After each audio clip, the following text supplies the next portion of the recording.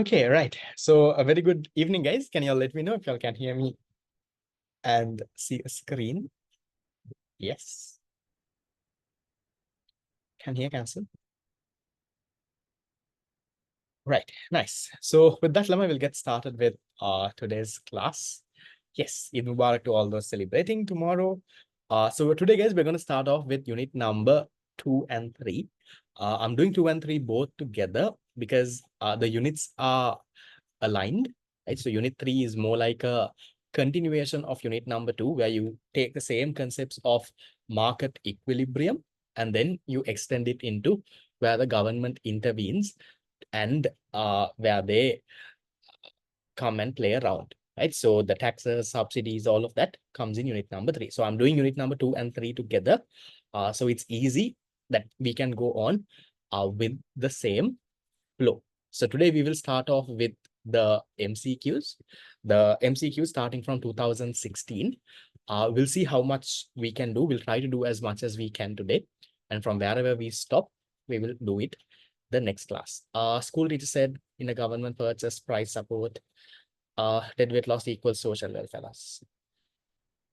In a government purchase, the two concepts get different. You can just maybe, I know, before that, maybe you who asked me that question, you can just check with your teacher what the logic behind that is, right? How are they explaining that concept and why are they saying that is equal? And then with that logic, come back to me. We'll see what we can do. Okay, right. So let me share my screen. Let's get started.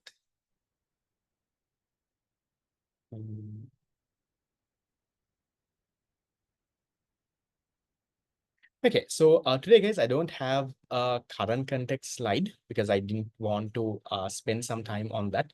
I wanted to directly go into the question, so I did not add a current context slide out there. But in terms of current context, also, what I just want to tell you all also is about a bit of an update on the war. But since we already spoke about the war 2 classes ago, not going into that part in detail.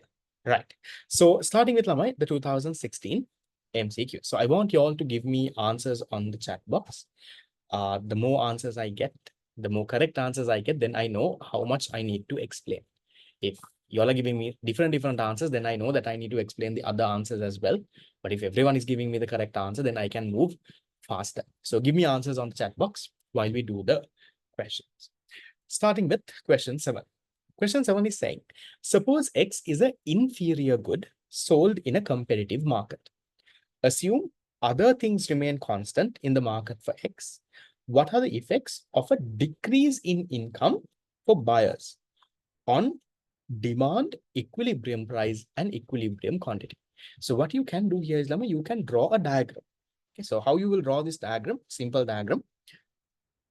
Let's go with the diagram. Let's say this is the demand for that inferior good. Inferior goods have downward sloping demand curves. This is the supply curve for the good. And then you have the equilibrium price and quantity. Right, give me a second. I think my net is a bit slow. Let me switch to a hotspot. 1 second.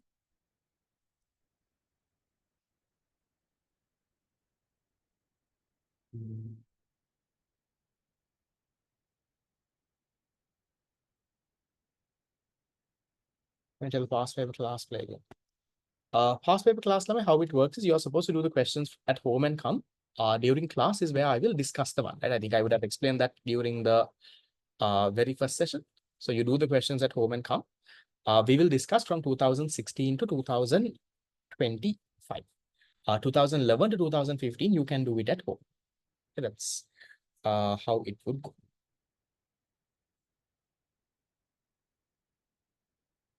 Right. Sorry, let me repeat. Give me a second. Get my screen loads. Hold on.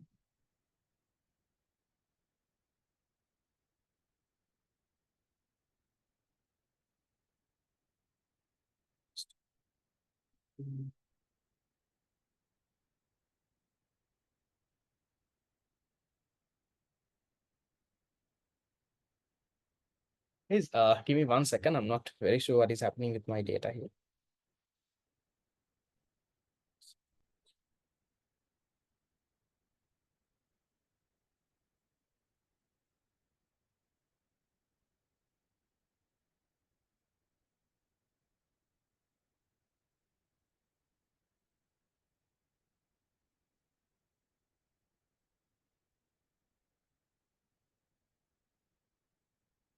Right. I think it should get done now. Okay, can you all just reconfirm now if you all can hear me now? Shit, the screen is loading. Give me a second, but can hear me, right? Perfect. Right. So just to keep you all updated Lama, on the past paper class, how it works, I did explain this on the very first class. So we will do past papers unit wise. I will send you the past paper tute on the group. You can get a printout of that. The past paper tute will have questions all the way from 2011 until 2025, but we won't discuss all of it. We will be discussing from 2016 onwards because of the time constraint that we have. So 2011 to 2015, you can do it on your own. There is the YouTube recording of it as well, which I have done for the previous batches. So you can listen to that in case if you get stuck, or you can just look at the marking scheme and you can get it marked. 2016 to 25, those 10 years is what we will discuss in class. So we start with the MCQs, then we move on to the essay questions. Okay, so back to our question. So this, they're saying, I suppose X is an inferior good. And what has happened? The income of the consumers have actually come down. They're saying there is a decrease in the income of buyers. Can you all tell me, Lamai, if there is a decrease in the income for the buyers, what happens to the demand for a inferior good? Inferior good, Lamai, if your income comes down, if people's incomes come down, the demand for the good will increase, right? Now, for a normal good, if income comes down, demand will come down. But inferior good, it has a negative relationship between income and demand. When people's income comes down, people buy more of that good, right? Now, for example, something like, let's say margarine, let's say ceiling fans. So if people's income comes down, people who are buying butter might stop buying butter and buy more and more margarine now. People who are putting on ACs might stop buying ACs and now start putting ceiling fans. So when income comes down, demand for an inferior good, when income comes down, demand for an inferior good will actually start increasing. Right? That's why we call it the inferior good. So then how do you show that on the diagram? You shift the demand curve to the right. Right? That's an increase in the demand. So if your demand then increases, then what happens, Lamai, to your equilibrium price and quantity? So your equilibrium price earlier was that blue dotted line. Now equilibrium price has increased. What happens to your equilibrium quantity? Earlier it was the other blue dotted line. Now that also has increased. So equilibrium price goes up. Equilibrium quantity also starts increasing. So that's what they're asking you in this question. So if you can draw the diagram, Lama, it's very easy for you to actually picture it. So which one is the answer then? Question 7. The one that says demand is increasing, equilibrium price is increasing, and equilibrium quantity is increasing. So which one? Answer number 2. That is how you get the answer for that. Then moving on to the next one, question number 8. Question number 8 says, the table below shows the market demand schedule and supply schedule for a good before and after the imposition of a specific tax. What was the tax per unit of output? Now, how do you find this? Now, here they have given you. Now, usually, if you all remember in our theory classes and all we learn, they give you the quantity supplied before. They tell you how much the tax is, and then they tell you to find how much is quantity supplied after. Now, here they have given you the quantity supplied before. They have given you the quantity supplied after. What they are asking you is they're asking you for the tax. Now, I will show this to you, Lamai, in you can do this in multiple ways as well, right? I will show you, maybe I will show you a few ways of how to do this. One is, if you all remember, for those who were there in my theory class, I taught you all a few steps, right? So if you all remember the steps that I taught you all, and how to adjust the supply schedule, the first step was to identify the amount of the tax, right? So find how much of a tax is being put. Step number 2 is select two prices with the difference of the tax. With the difference of the tax. Step number 3, I told you, find the difference in quantity supplied at those two prices. Right? Find the difference in quantity supplied at those two prices. And then step number 4 was to deduct the difference from quantity supplied before. Right? If you all remember those steps. Now, for those who are not a part of my theory class, I don't think you all know these steps. These are things that I have made up.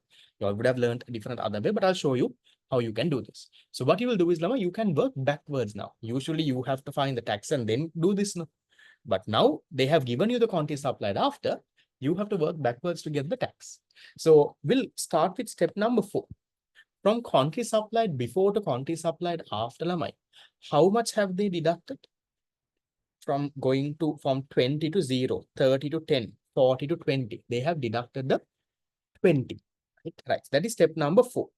And they have deducted the 20. Then you deduct the difference in quantity supplied. So what if, Lamai, if I select the quantity supplied of 30 and 50, that is correct, right? That has a difference of 20. Yeah, it's a difference of 20. That's why we are deducting that. Then at 30 and 50, we'll go back to step number 2. Step number 2, what is the price? Here it is 13, here it is 15.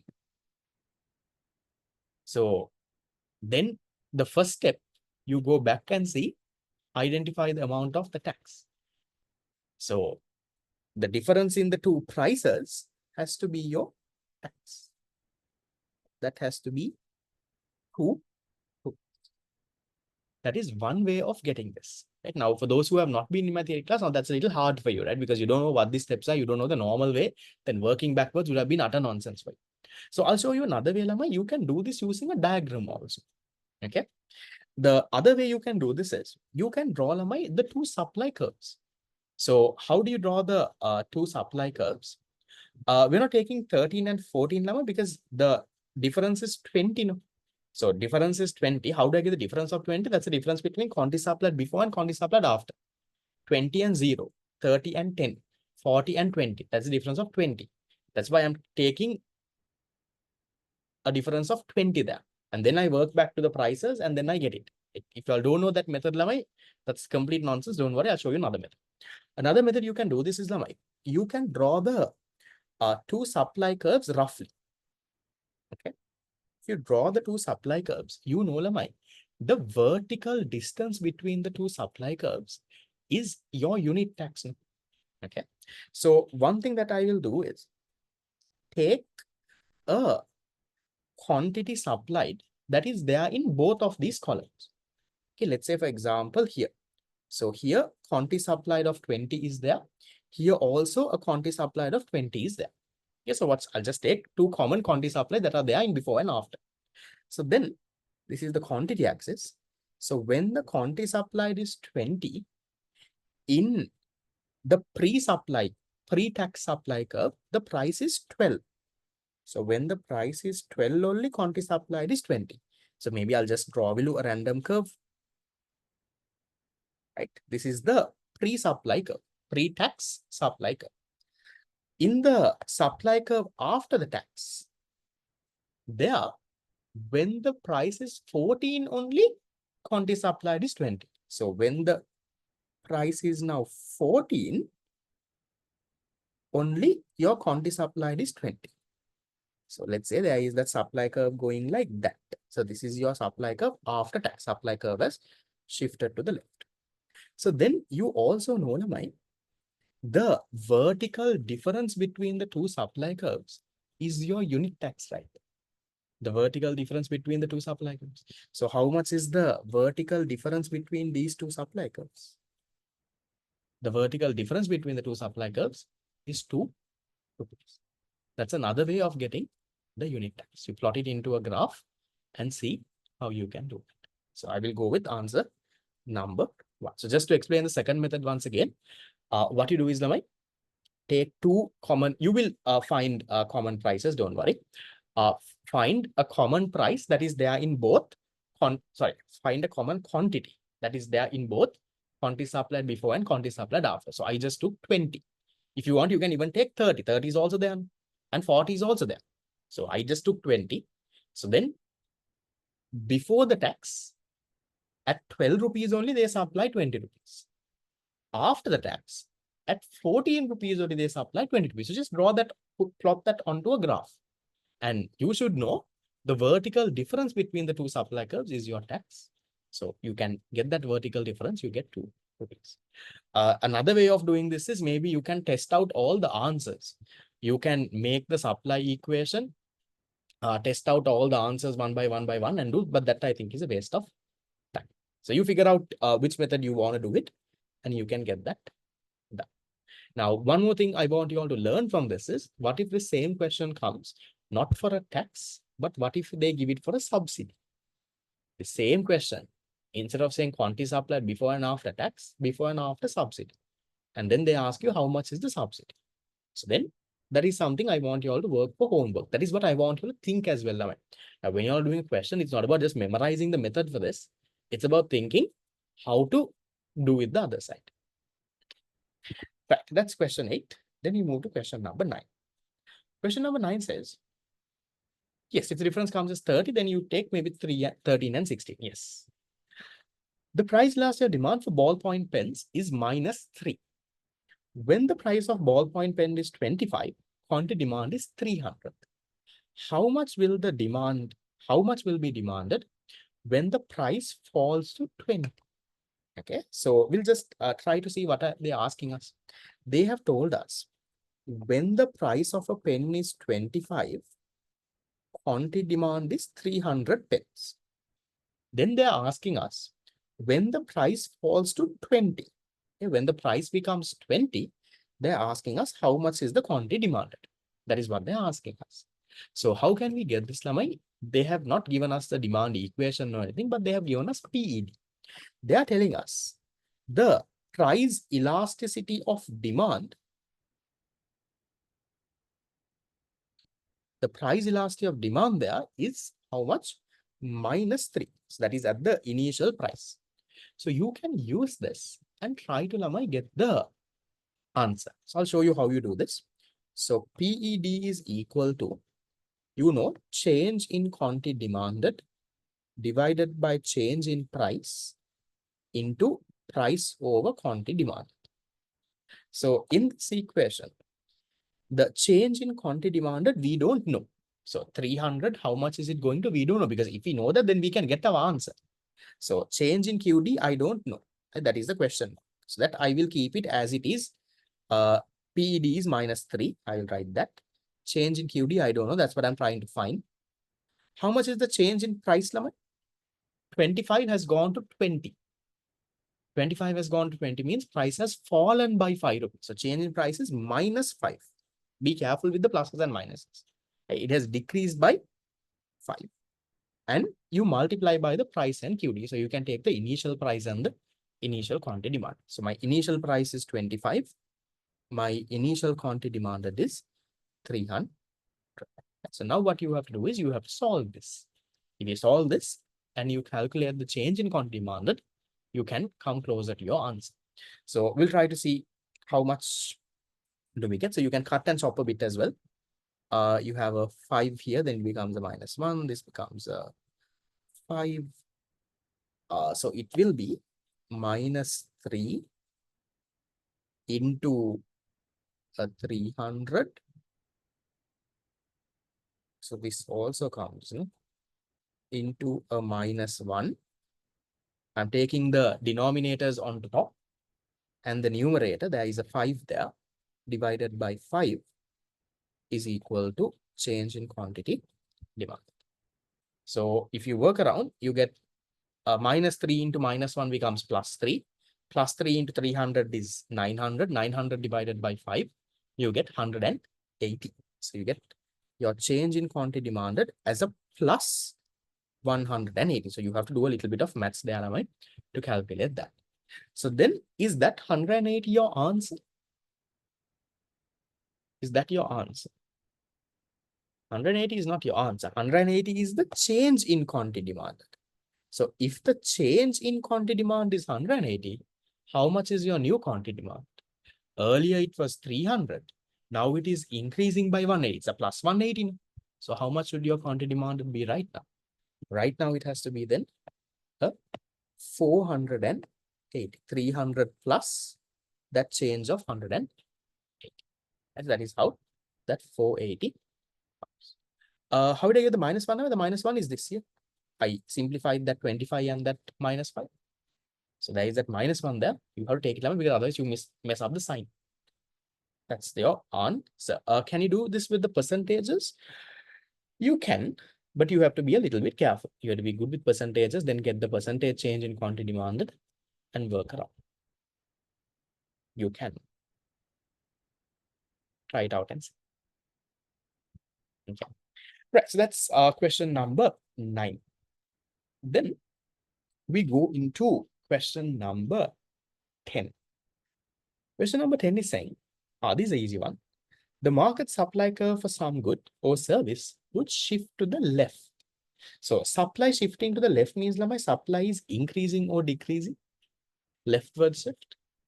Supply is decreasing, right? It's a decrease in your supply. So then look for now you all know the determinants of supply.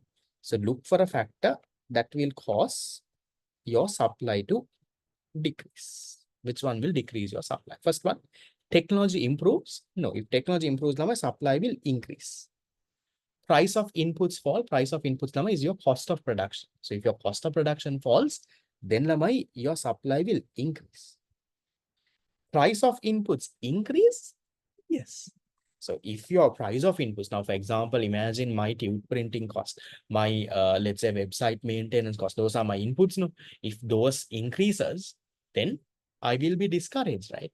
And as a result, I might reduce the amount of classes that I do. Supply might then increase. That can be your answer. Then number 4 says technology improves. If technology improves, then my supply will increase.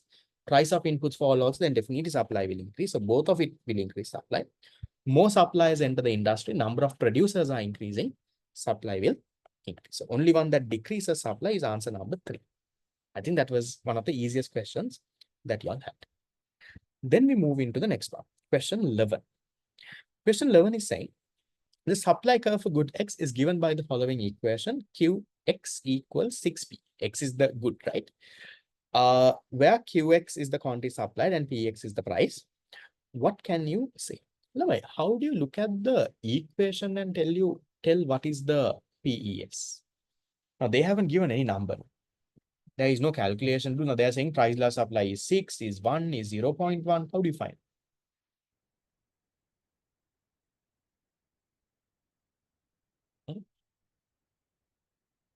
You can get it from the what, Lama? You can get the type of PES with the A component of your supply equation neither. If you all remember, just to recap that knowledge, Lama, if your QS equation has a minus A component, right? So for example, QS is equal to, let's say, minus 100 plus 5P.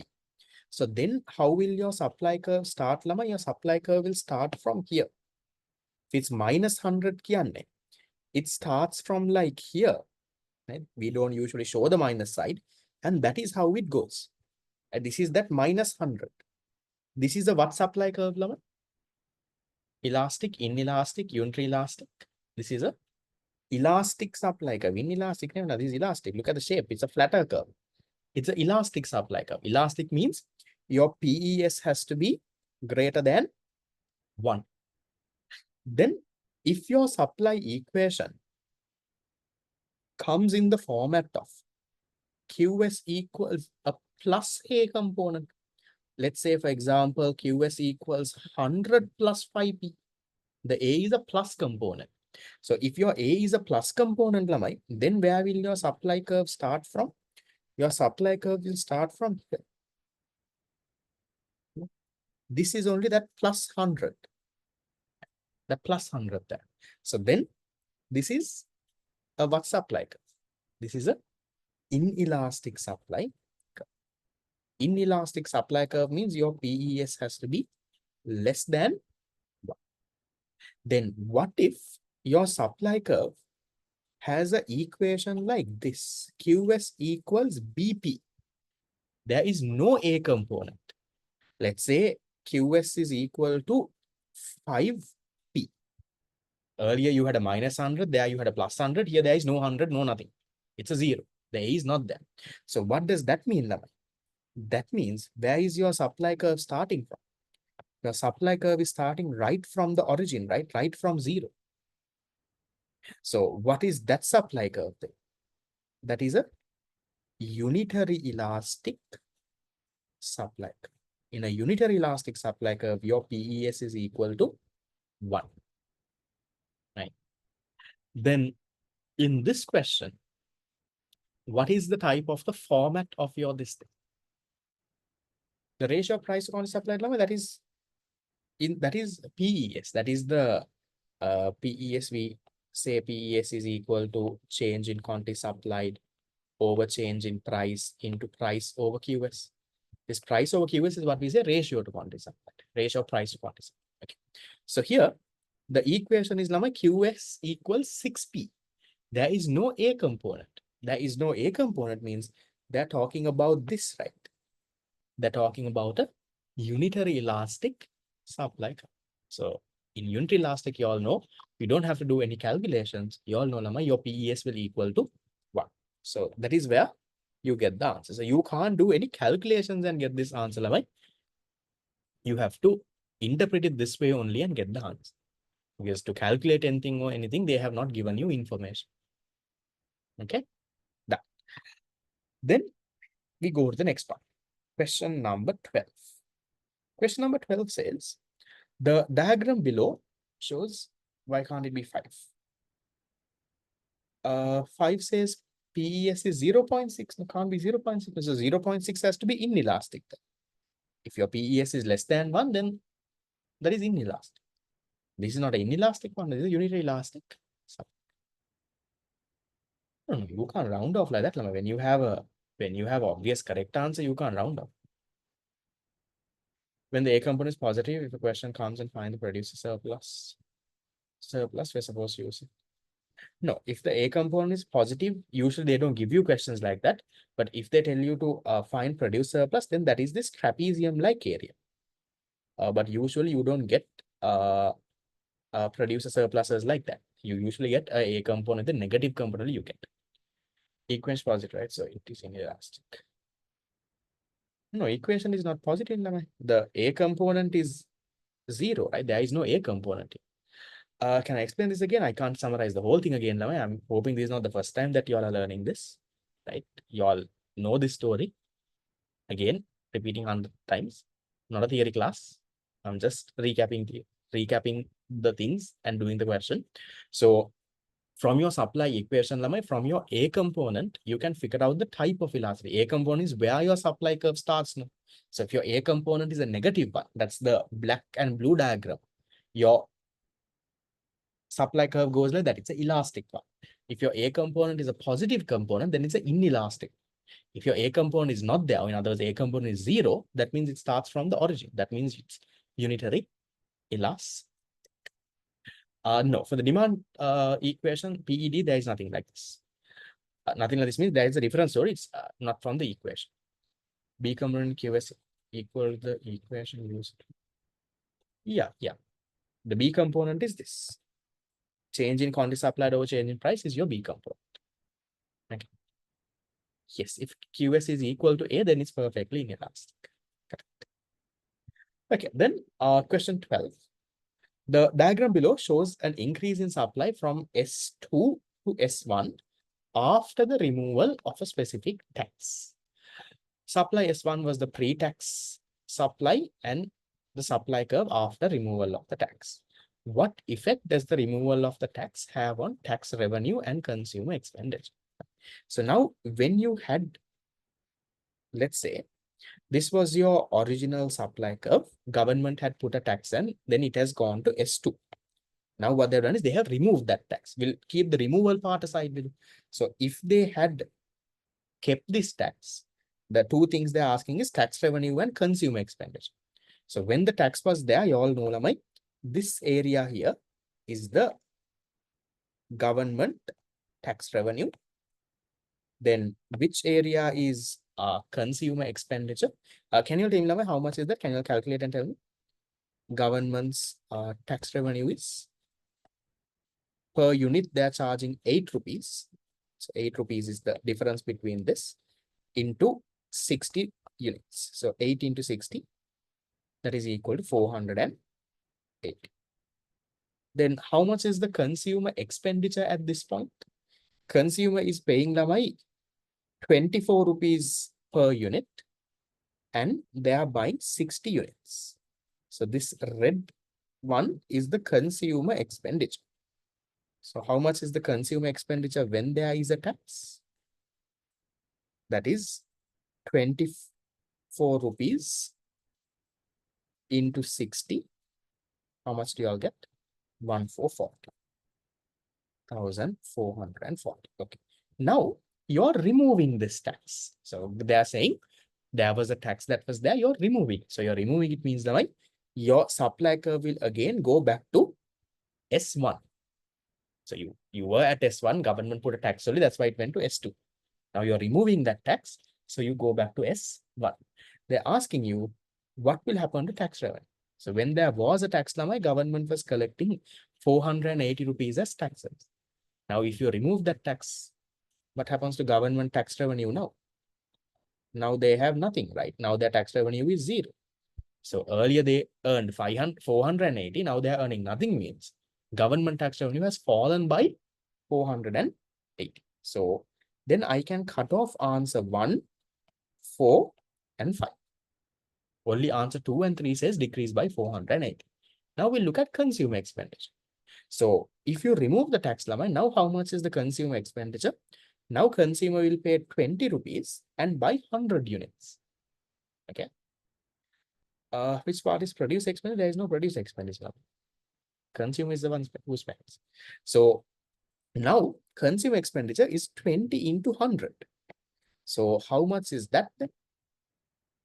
20 into 100, that is equal to 2,000. So when you remove the tax now, what has happened to consumer expenditure? Earlier 1,440, now it is 2,000. That means consumer expenditure has increased by a 560. So then that has to be your answer. It has to be increased by 56. Therefore, answer number 3. Tax revenue falls by 480. Consumer expenditure increases by 560. I mean, these questions honestly have to be like free marks for you in your paper. Some of you all might be a bit confused. You'll get a little scared when they have diagrams, but these type of calculations are the ones you can't be making mistakes, especially given that you have around less than 5 months to go now for the exam. If I get a question like this, it is a free mark. If you are also with the impression that, this is a nothing question, it's a free mark, that means you are at a decent level. That's good. If you are at a level where you're struggling with this question, how did this number come? Why did sir take this as consumer expenditure? Why is he saying this is decreasing? If those are the thoughts that are running in your head, please take some time, Lamai, to go through it properly again.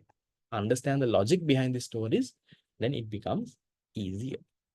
Okay. Then question 30. The substitution effect is the change of quantity demanded that occurs as a result of what? Consumer expenditure, does it mean produce revenue? When there is a tax, no. When there is a tax, consumer expenditure is different, produce expenditure different. No, not decrease, Lama. It increases. Tax revenue will decrease because tax revenue, when there was a tax, government was collecting 480. Now, if you remove the tax, government doesn't collect anything. So government's tax revenue comes down. Right. So what is substitution effect? Shouldn't consumer expenditure decrease when tax is removed? Yes, the price will go down, but if he buys a higher quantity, consumer expenditure is price into quantity. So when you remove the tax, yes, price goes down, but if he's buying a much higher quantity, his expenditure can increase. No, calculate with the numbers, Lama. Don't come up with your own conclusions. Then, what's the story? Substitution effect is where when the price of your good changes, the relative price of your good changes, right?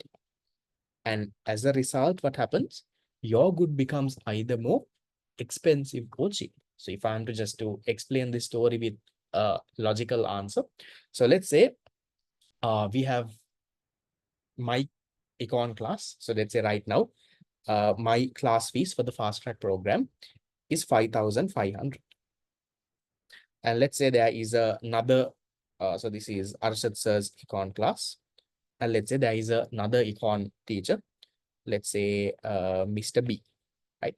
So he's also, let's say, charging 5,500. And let's say right now for my class, let's say there are 500 students. So what happens if I increase my price?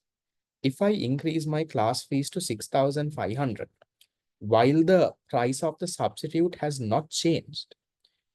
Yes, let's say Mr. Bean.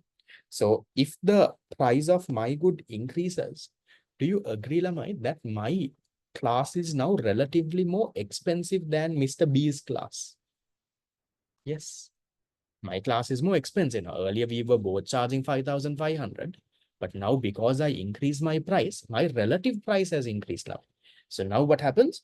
My relative price means like price of your good compared to another good. So my relative price increases, meaning my class has become more expensive now.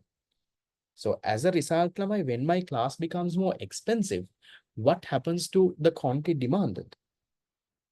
Quantity demand for my class will start coming down, right?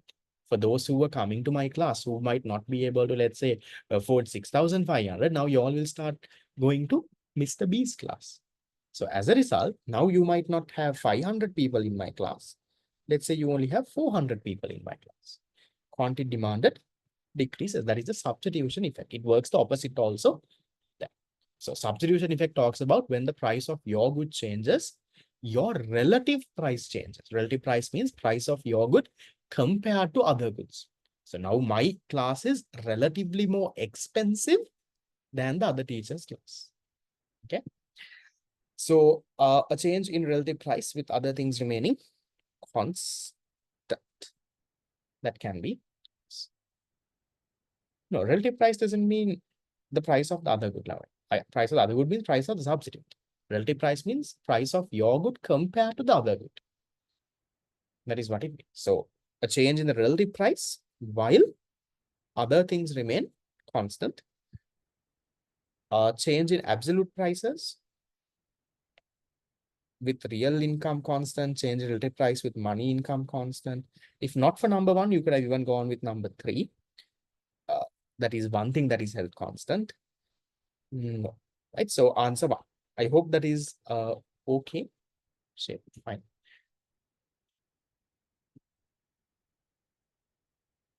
Right. Then the next one. 2016 question 14.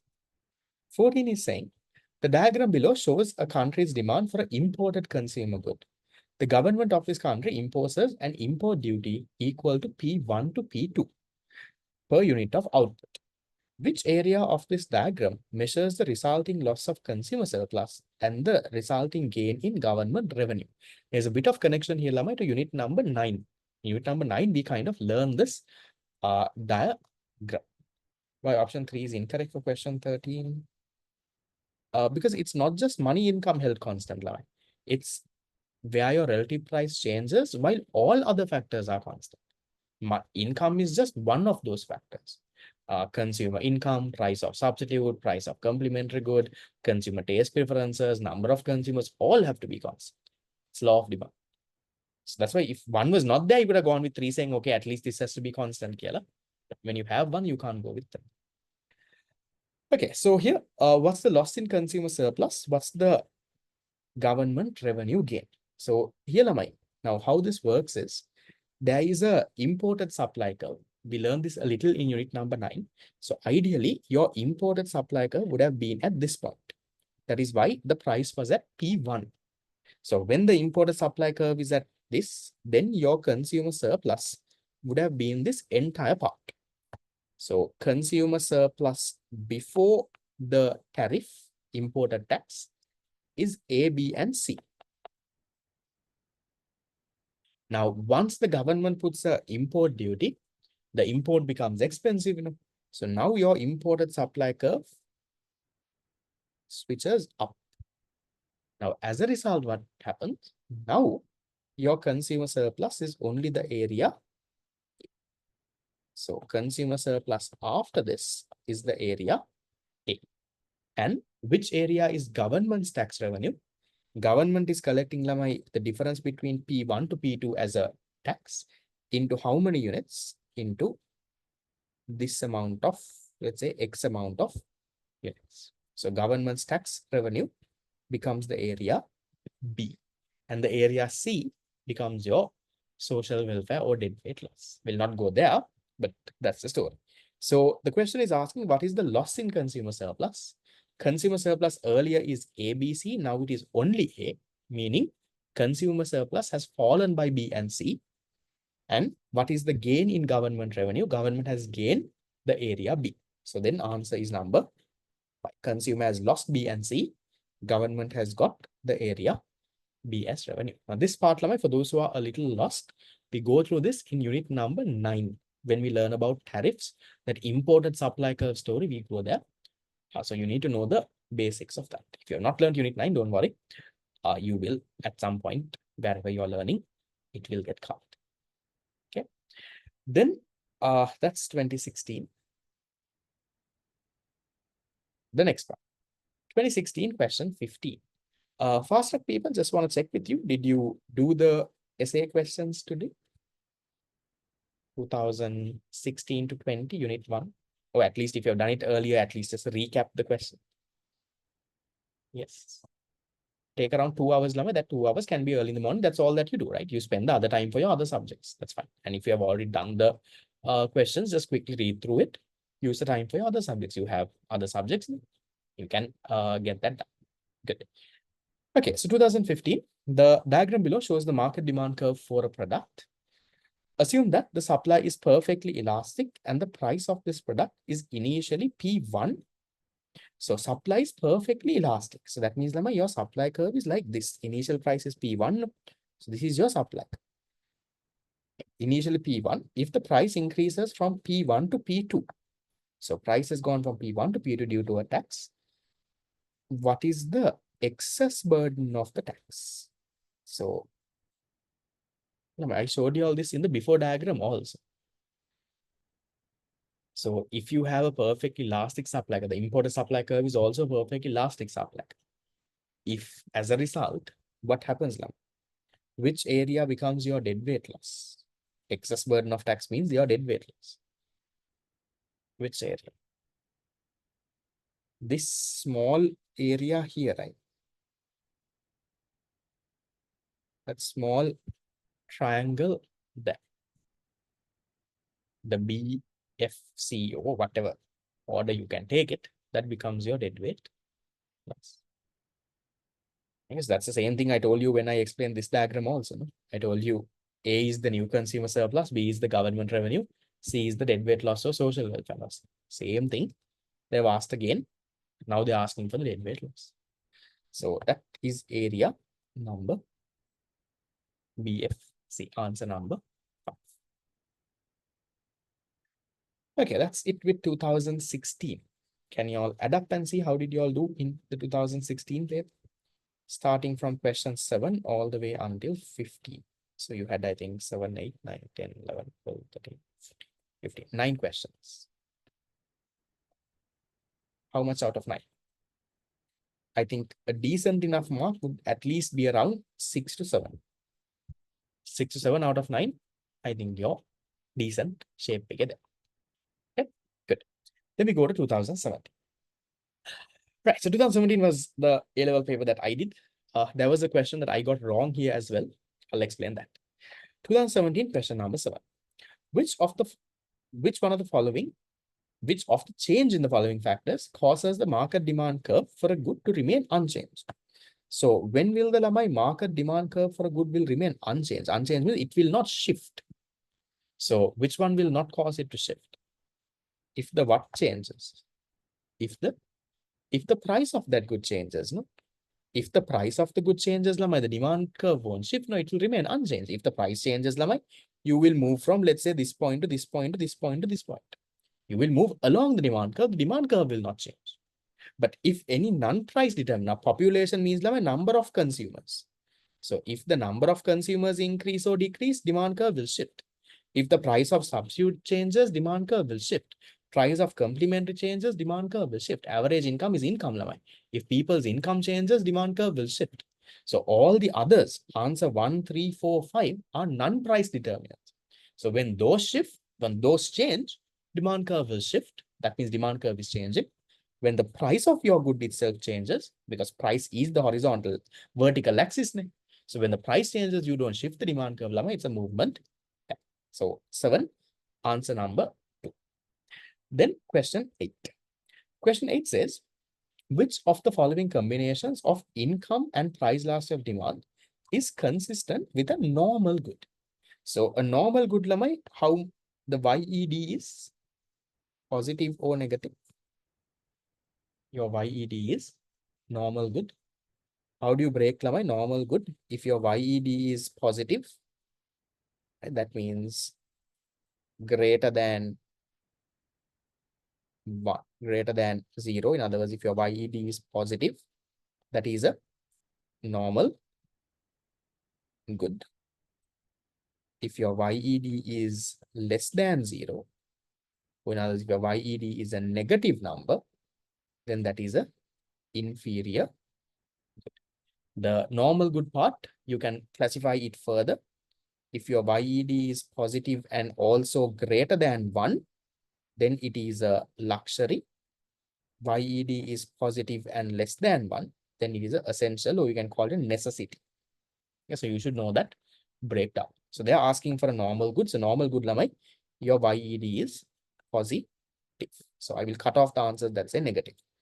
Cut, cut, cut. The PED level, a normal good complies with the law of demand. It's a downward sloping demand. So your PED will be negative. Right? As long as you comply with the law of demand and you have a downward sloping demand curve, your PED is negative. No, essential and given are not the same. So positive YED, negative PED. Again, not a hard question, something you can handle. Okay, then question number 9. Now, question number 9 was an interesting question. Now, this was the question I remember in my A-level year. This was the paper that I also did. I remember I got this wrong. Okay, so let me go. Is essential and normal? No. Essential, normal good is what is broken into no, essential and luxury. Okay. Yes, 8th one is number 2. 9th one. Suppose there are only 2 goods, A and B. Other things, including consumers' money income, remain unchanged. If the price of A falls and the demand for good B increases. So there is one good, that is good A. This has fallen.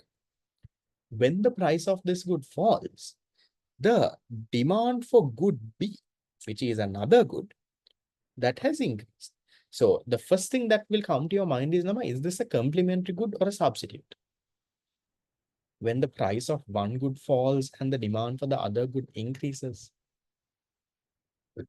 think substitute or complement. Okay, for those who are telling me substitute, if the price of my class comes down, will the demand for Mr. B's class increase? If my class fees comes down, will that sir's demand increase? All right. So it's not a substitute. You all need to logically get that story. It's a complementary good, no? So maybe, for example, complementary good, maybe this is, for example, data, right? Internet prices. And let's say this is my classes. So what has happened? The price of data has come down. Data has become very cheap. Let's say 1 GB is 20 rupees. As a result, what has happened? Demand for my classes have increased. Right? I'm doing online classes. It can increase. So it's a complementary good. Then is there an answer that talks about that? Yes, car and petrol, same. Yeah, price of B is not changed. Is there an answer that says A and B are complementary goods? There is no answer like that. There is nothing else of that sort. So if there is, yeah, A is the concern good because concern good is the good llama where your price is changing. Okay. So there is no answer that says A and B are complementary goods. So then how do you start thinking now? So you don't think of this in this angle. This question, so I also got it wrong in my LL paper. I remember I went with both A and B are normal goods, but I'll explain how this works. Listen carefully. Okay. So this is a bit more advanced question where they try to test a lot on you. So they're saying that the price of good A has come down and good B, what has happened, we don't know for now. So when price of good A comes down, and they are saying the consumer is only buying two goods. He's only buying A and B. So just imagine, Lama, you're only buying two goods from your income. There are only two things that you're buying. So from your income, if you're only buying two things, and if one good price comes down, can you tell me, Lama, what happens to your real income? Real income, or in other words, your purchasing power now. When the price of a good decreases, your real income or purchasing power tends to increase, right? Now, because one good has become cheaper, now you can afford to buy more. Okay. So when your real income or purchasing power has increased, they are saying that the demand for good B, the demand for good B has actually increased. So your real income has increased, along with that good B's demand has increased. That means, Lama, if you all can connect this to income effect, good B has a what income effect, Lama? A positive income effect or a negative income effect? Your real income has gone up. As a result, now demand for good B has gone up. That's what they are saying. The question is saying. No? So there is, Lama, a positive income effect. Now you all should know these stories. Huh? There is a positive income effect. Can you tell me which types of goods, Lamai, has a positive income effect? Normal, inferior, given. Which one has a positive income effect? The only good that has a positive income effect is a normal good. Inferior goods and given goods, Lamai, they have negative income effects. So only good that has a positive income effect is a normal good. So will you agree with me that if I say good B is a normal good, because good B has a, yeah, consumer's income is not changing now. Income means money income. This is real income. Money income and real income are two different things. Money income is your salary, real income is your purchasing power. So when the price of good A fell, overall, the consumer's real income, or in other words, his purchasing power increases. So question doesn't say anything about real income now. When the price goes down, you should know that real income increases. Real income means your purchasing power. When the price goes down, you can buy more goods now, no? That's what you call real income, your purchasing power. Purchasing power means with your money, how much of goods you can buy. So when the price of a good decreases, now with your money, you can buy more, no? So that's why I'm saying your real income is increasing. Purchasing power is increasing. Money income is nominal income. Yes, money income, nominal income, that means your salary. That is not changing now. If you're earning 10,000 a month, you're still earning 10,000 a month. I'm not changing that. What I'm saying is now with your 10,000, you can buy more goods. Right? I'm saying your real income is increasing. So when your real income is increasing, the question also says that demand for good B is going up. So real income increases, demand for good B increases. Good B has a positive income effect. Income effect, if you all remember, remember income effect. You look at the connection between real income and demand, no? So real income is increasing, demand is increasing. That means there is a positive income effect. So for good B, therefore, I can say good B is a normal good, because when real income increases, demand for B is increasing. So good B, I will conclude B is a normal good. Now, what about good A? Now, good A, Lamai, have they told us what is happening? Have they told us what is happening to the demand or quantity demanded? Have they given us any clue?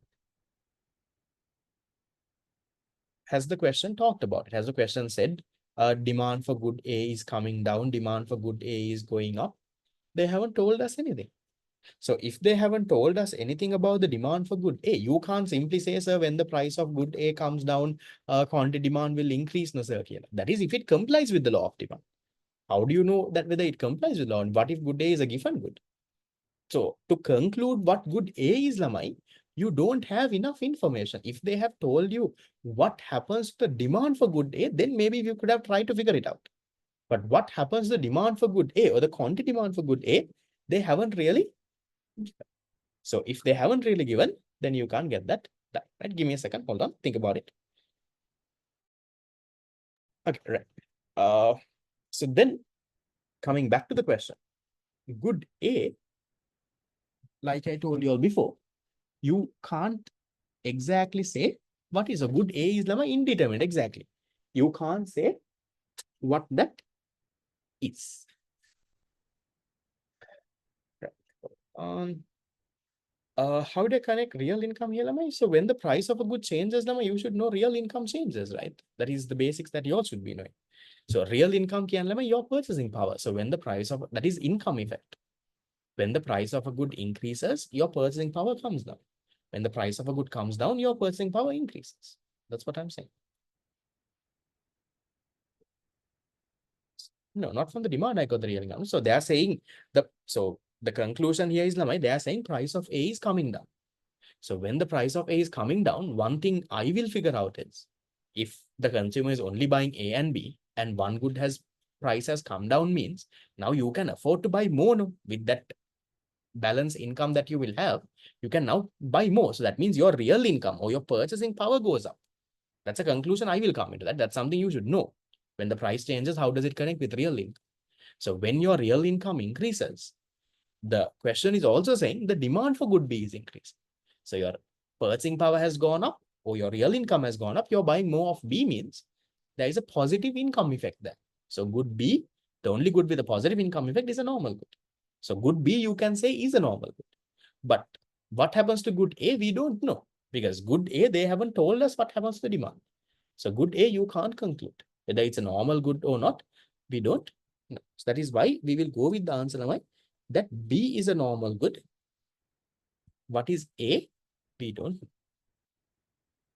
No, real income is not for good A. No, real income is for overall for the consumer. There is nothing called real income for good A. Real income means your purchasing power, how much of goods you can buy. There's nothing saying real income for good A. It's your overall real income that we talk about. Okay.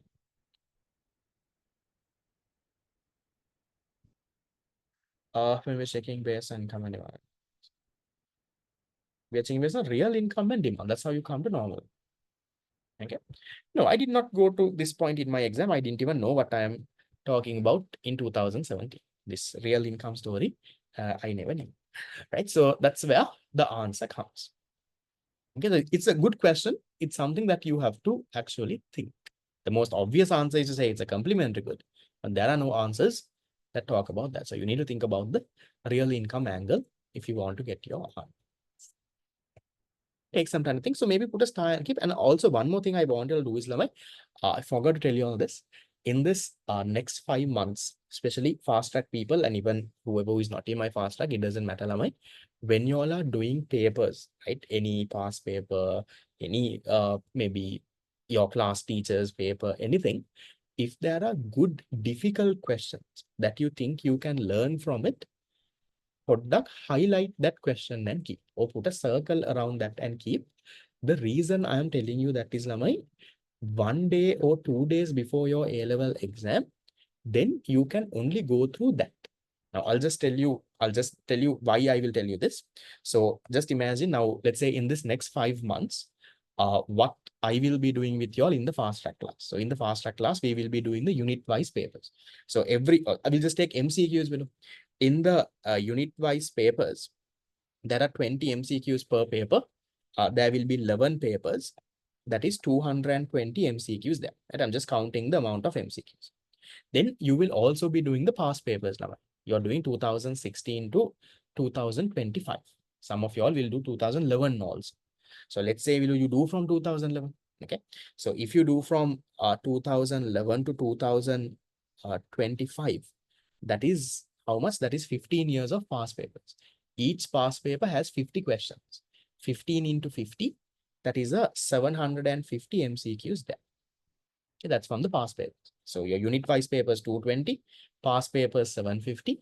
Then we will also do a mock exam series. In your mock exam series, I'm minimum trying to do 8 mock exams with you. If we can do more, we will do, but minimum I will do 8. So 8 mock exams, each paper has 50 MCQs. Then that is a 400 MCQ. Then we also will have a 1000 MCQ program that we do. Right? So that is to recap the whole thing again, and we do in the MCQ program. So in the MCQ program, there are another 1000 MCQs there. So then just total this and tell me, this roughly, you might be doing more stuff. Roughly how much MCQs is that? 1000, 1007, 21, 2370. Yeah. 2370 MCQs. Now you're doing all of these MCQs for what? So in your paper, you're getting 50 MCQs to do. No, the 1000 MCQs, mine, that's not from past papers. The 2370 MCQs you're doing before the exam, you will be doing in this next 5 months to get 50 MCQs right in your A-level paper. Now, one day, let's say your exam is on the 10th of August. No, you all said 10th or 9th. When is the Monday? 10th. So on the 10th of August is where you have your econ paper 1. Then on the 9th of August, do you think you have time, Lamai, to go through all of these 2370 MCQs? You don't. Time to go through all of these questions. That is why from now onwards, you have to prepare for that. So one day before the exam, what you will be doing is, Lamai, you will only go through the difficult questions. Now, for example, take this question, for example, 2070 question number 7. Now, this question, Lamai, you don't have to go through it again. Right? This question, if you get it, you will definitely get that right. So you don't have to waste time going through that again. So from this questions, whatever questions you do, the past papers, the MCQ program, mock papers, everything, the difficult questions now applies for all other subjects also. The difficult questions, MCQs, essay questions, both, highlight it and keep them. Maybe put a circle around that question, or maybe on the first page of that tute, just write the question number and keep. So then one day before the exam, out of this, let's say 2370 MCQs you have done, maybe there might be around 300 to 400 MCQs that you have circled and kept, maybe less also. That depends on your student. It depends on you. So now that is something you can go through. Now, one day before the exam, let's say Monday is your paper. On Sunday, you can skim through around 300 MCQs quickly. Per MCQ, if you take around 1 minute just to see, this is the question, this is how the answer came, just refresh your memory. So 300 MCQs, 1 minute MCQ means that's around 5 hours. So even that is something that you can do 1 day before the paper. 1 day before the paper, you can't go through 2370 MCQs. Same thing do for the essay questions as well. Same thing do for your other papers also. Whatever other subject, whatever that you are doing, the difficult ones, the things that you think you can learn something, things that are interesting, just circle or highlight or whatever, do it and keep. You will only recognize the need of that 1 day before the exam. Okay, I hope that is clear. Extract the hard question and make a separate paper. I think it's a waste of time. You're just trying to do too much of work. Okay, right, so that's that part. Okay, so then this question is a question, Lama, that you think, if you think, now I won't tell circle this question or not, I'm not going to tell you that. If you think it's a good question that you can learn something from, you start circling. Whatever paper you do from now on. You've already done that, brilliant. If not, do. Okay, then the next one, question number 10. Question number 10 is saying, an increase in the price of rice has caused the demand for bread to rise by 30%. The cross elasticity of demand between rice and bread is 3. What is the change in the price of rice? So we'll try to do this. Why do they provide graph papers for A-levels, Lamai? Because for you to draw a graph. So if you have to draw a graph with a scale, you have to draw that on a graph paper. Yeah. So how do you calculate XCD, Lamai? It's your percentage change in quantity demanded for one good. So here, the price of rice has caused demand for bread. So it's a QD for bread divided by the percentage change in price of rice. So XCD they are saying is 3. Okay. Can't you draw on the book itself? No, no. So if there are diagrams that you draw on a scale, for example, unit number 6, y equals E graphs, you have to draw on a scale.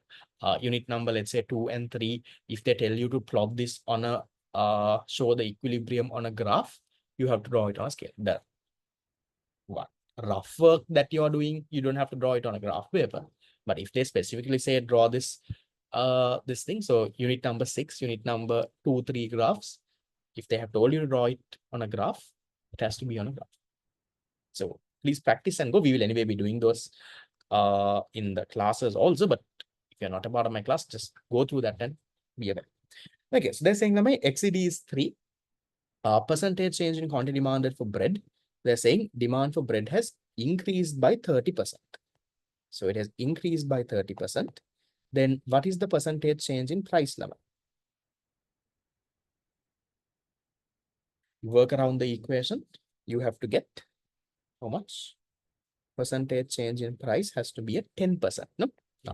So then look for an answer where there is a 10% change in the price. Now you have to know a little bit of percentages. So 80 going to 90 is that 10%. 10% of 80 is 8. So then 80 has to go to 88. Then if it is 10%, it has to go to 88. 80 going to 90, no. 60 going to 72, no. If it's 10%, 60 has to go to 66. 10% of 60 is 6, no. No. 80 going to 85, no. 80 has to go to 88. 70 going to 80, well, this has to be 2. 70 going to 80, no. 70 has to go to 77.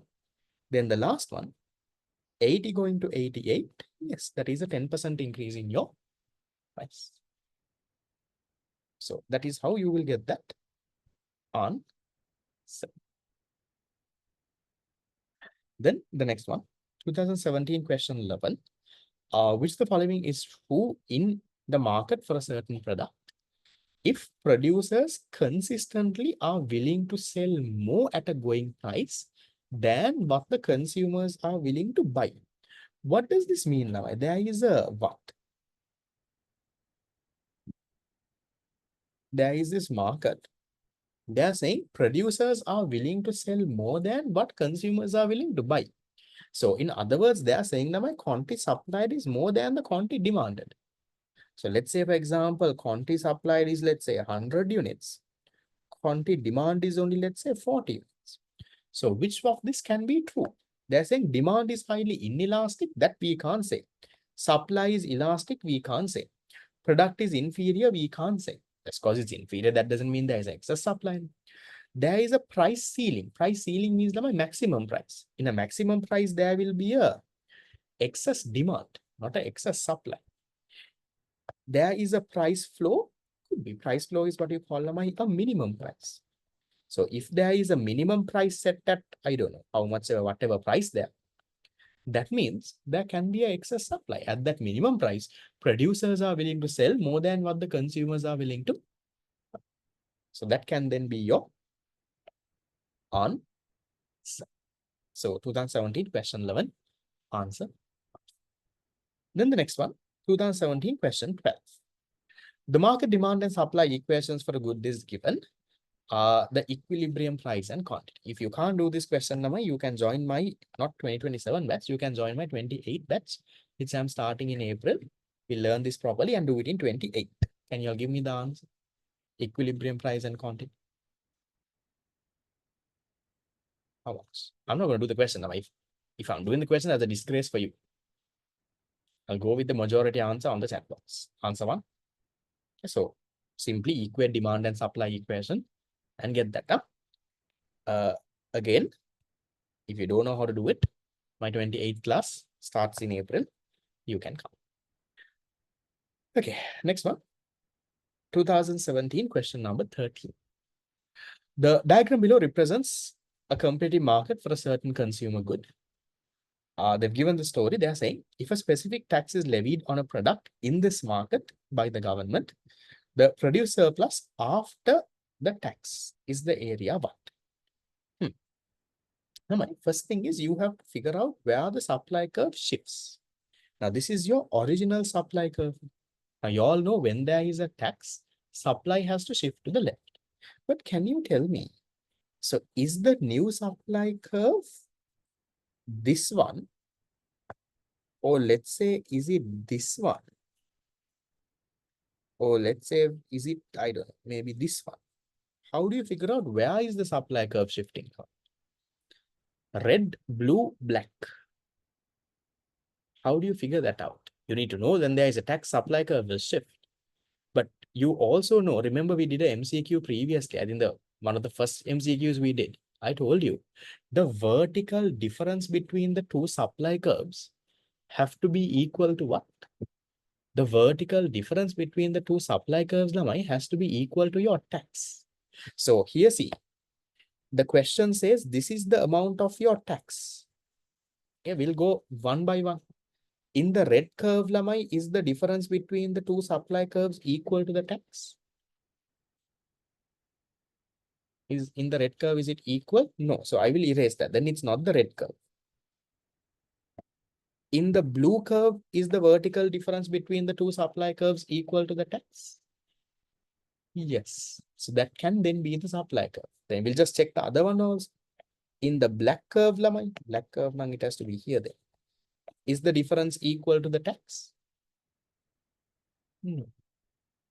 Right? The difference is way more. So that's how you figure it out, right? You need to figure out which supply curve you're actually going into.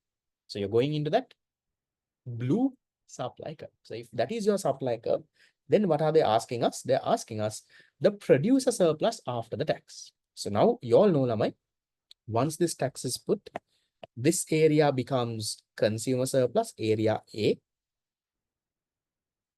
Area B and C is government's tax revenue. Area D is the producer surplus. Area E and F is your deadweight loss or your social welfare loss. So you should know the tax related diagram. That I feel you all know. The only place you will mess it up is if you don't shift the supply curve properly. So which one is your answer then? The producer plus after the tax is area D, the blue shaded area. Yeah. Okay. Done. Then 2017 question 14.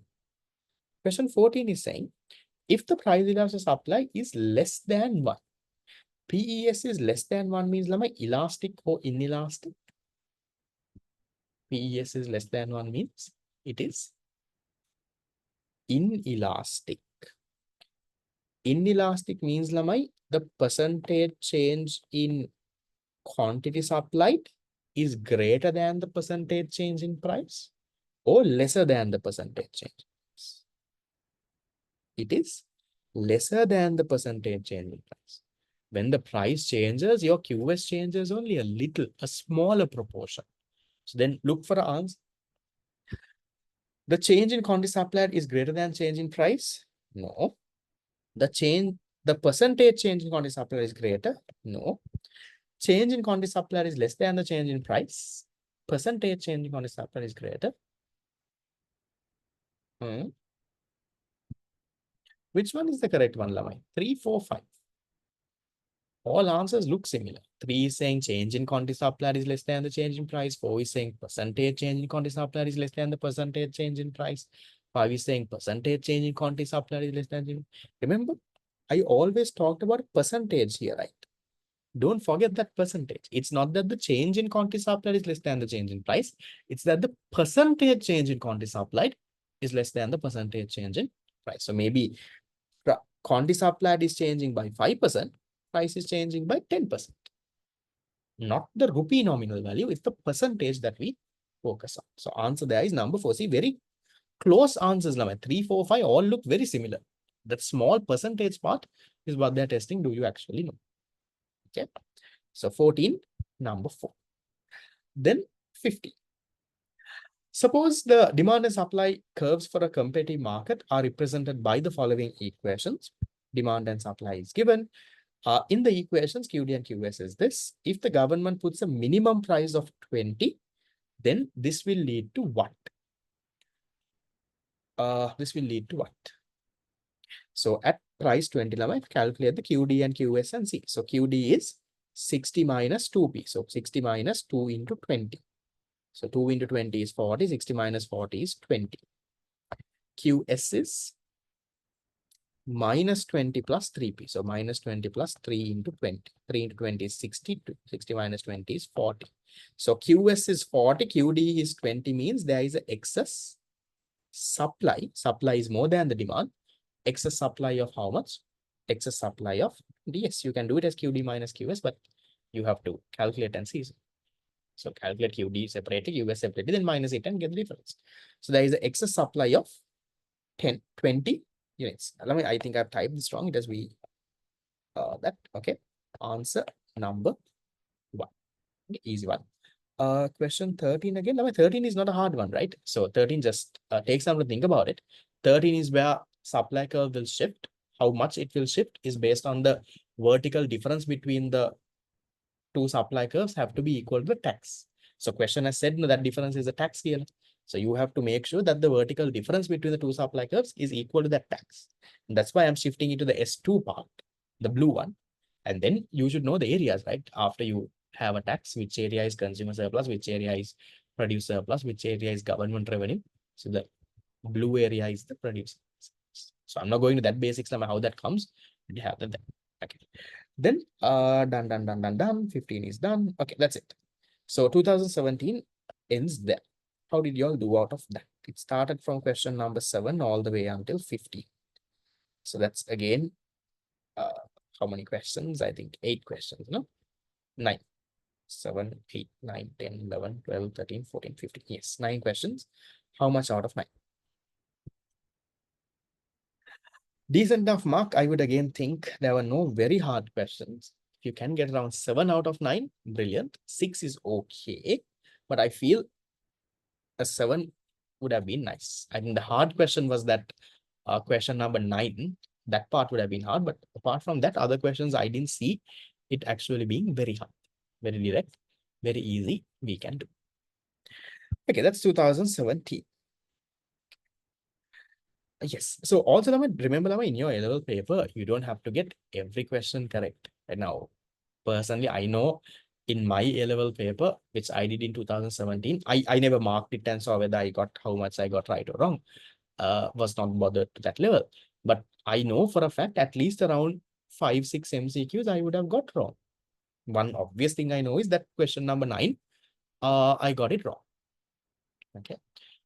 But still I was among the top 50 in the island, right? So the point that I'm trying to make here is to become, let's say, top 100 or top whatever in the island, you don't have to, you don't have to know everything. And personally, I'll tell you, when I was doing A-levels, the level of knowledge that I had, the level of knowledge I have now when I'm teaching is at least 10 times more. Yeah. When I was doing A-levels, I had no idea how to do that question number 9. Not just that, there are so much of things in econ that I would have not known. But then, yes, I did a degree in econ. Now my job is econ. So obviously my knowledge improves. I keep on teaching. So now I can do it. But back in 2017, I wouldn't have been able to do it. So the point I'm trying to make is, even those people who get island ranks, they are not perfect people. People who get island ranks are not people who know every single thing in this world, who will get 100 out of 100. No, even the island first will make mistakes. Okay, my sister last year, she was the island 5th. And I personally know how much of mistakes she makes because I have gone through her marks and all in the thing. And she was also part of my classes, mock exam series. Gets around, let's say, 80, 75, 80. That's where she gets. There are enough and more questions. Even the top island rankers make mistakes. That even the island 2nd, right? Induvara, who was there in my class last time, he was rarely in the top 10 in some of my mock exams. So still he was there. So there are things that people also don't know, and that's okay. And that's where you will be. You will not be 100% okay, even if for those who get an island rank, you're better than the rest, but not that you're 100% okay. Okay, so it's 9:01. You all want a small break? I'll give you all a small break until 9:10 maybe, and then we'll continue. I will not go for very long, but around 9:45ish, I'll wrap off since tomorrow is the festival as well. So take a break until 9:10. You have around 9 minutes. Take a break and come.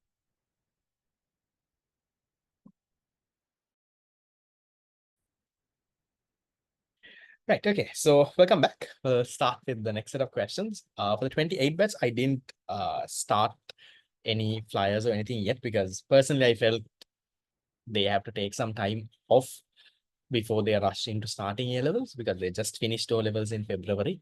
Let them also chill out at least for a month, and then let them take their time and let them start, right? Because Pauno, there are also people who did 9 subjects, and O levels also is stressful. At the end of the day, it's not the most easiest thing to do, no?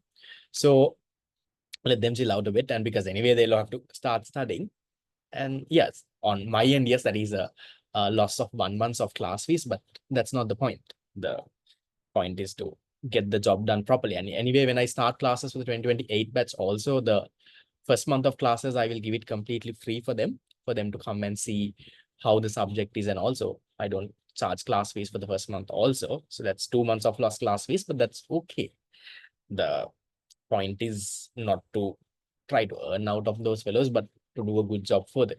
So I will open registrations for the 28 batch. I had a lot of messages I couldn't reply also. If you all have any friends, relatives, anyone doing, they can come out and try it out for free for the month of April. Okay, right. So we'll start with this 2018 question number 7. Recording of this number, like I always say, past paper class recordings, I won't guarantee as to when I will upload, but at some point I will upload. So far, all the classes we have done, I have uploaded. I won't say I will upload this tomorrow. Whenever I find some time, I will. Okay, that can even be 1 month from now. That can even be tomorrow. Question 7. Trick for doing MCQs is Lamai to cut off the wrong ones. Logically think and get it done. Which the following will most likely happen in the market for good X if the price of good X decreases when other things remain unchanged. So two things can happen.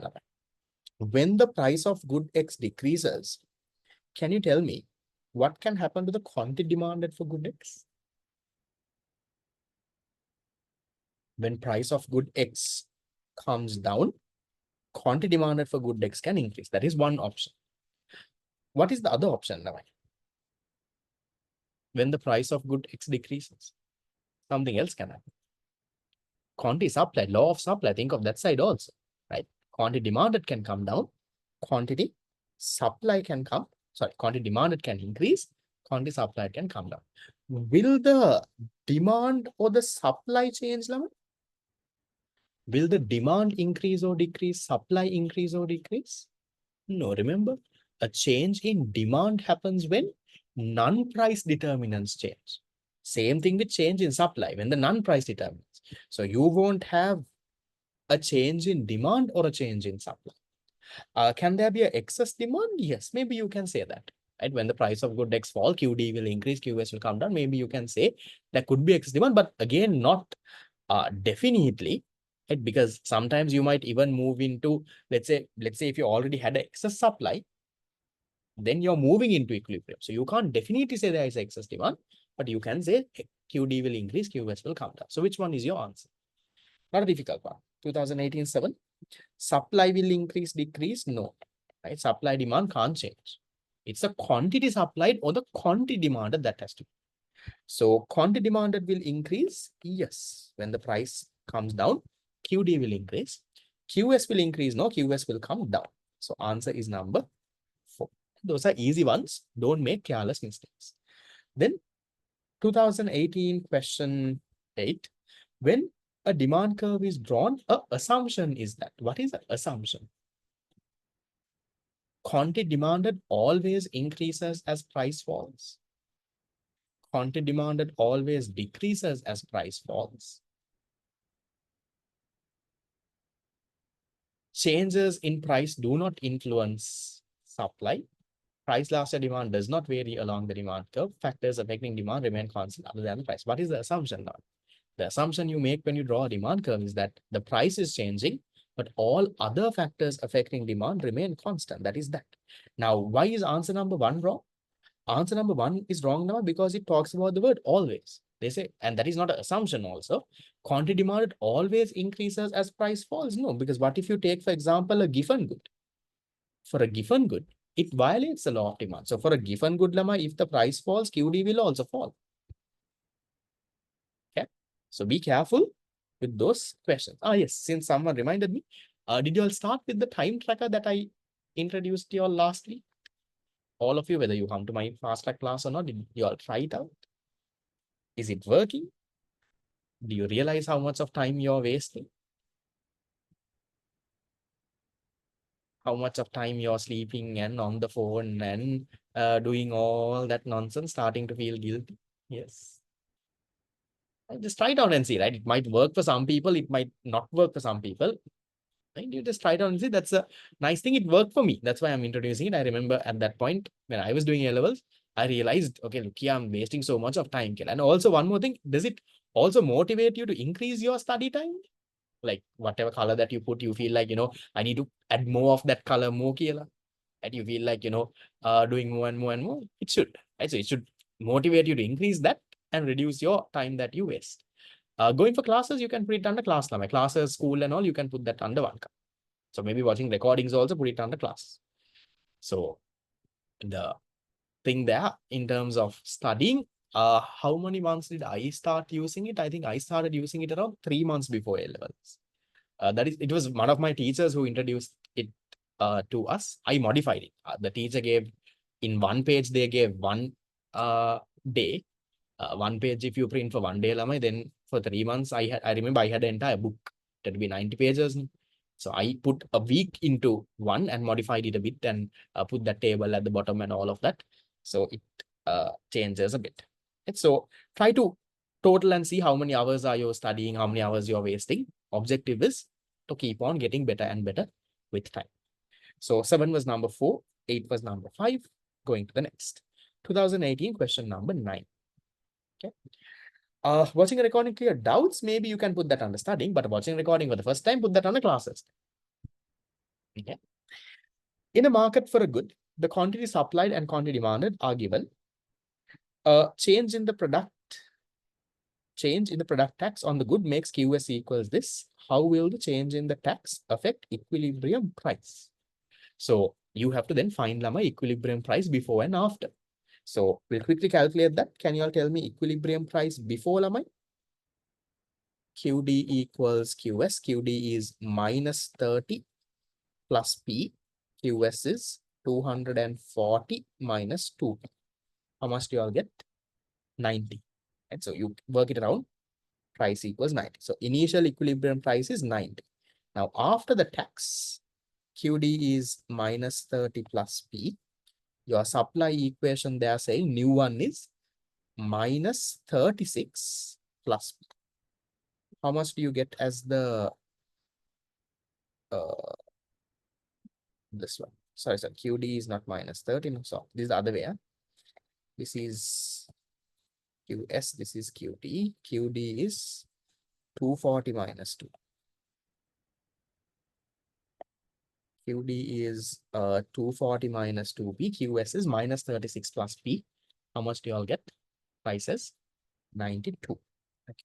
So earlier the price was 90. Now the price is 92. They're asking you, what is the change in the price? What is the change in the price? It will rise by 2. So answer number 3. Easy questions, but in product you have to do a bit of working. Again, 3 mark in your A-level paper. Question 10.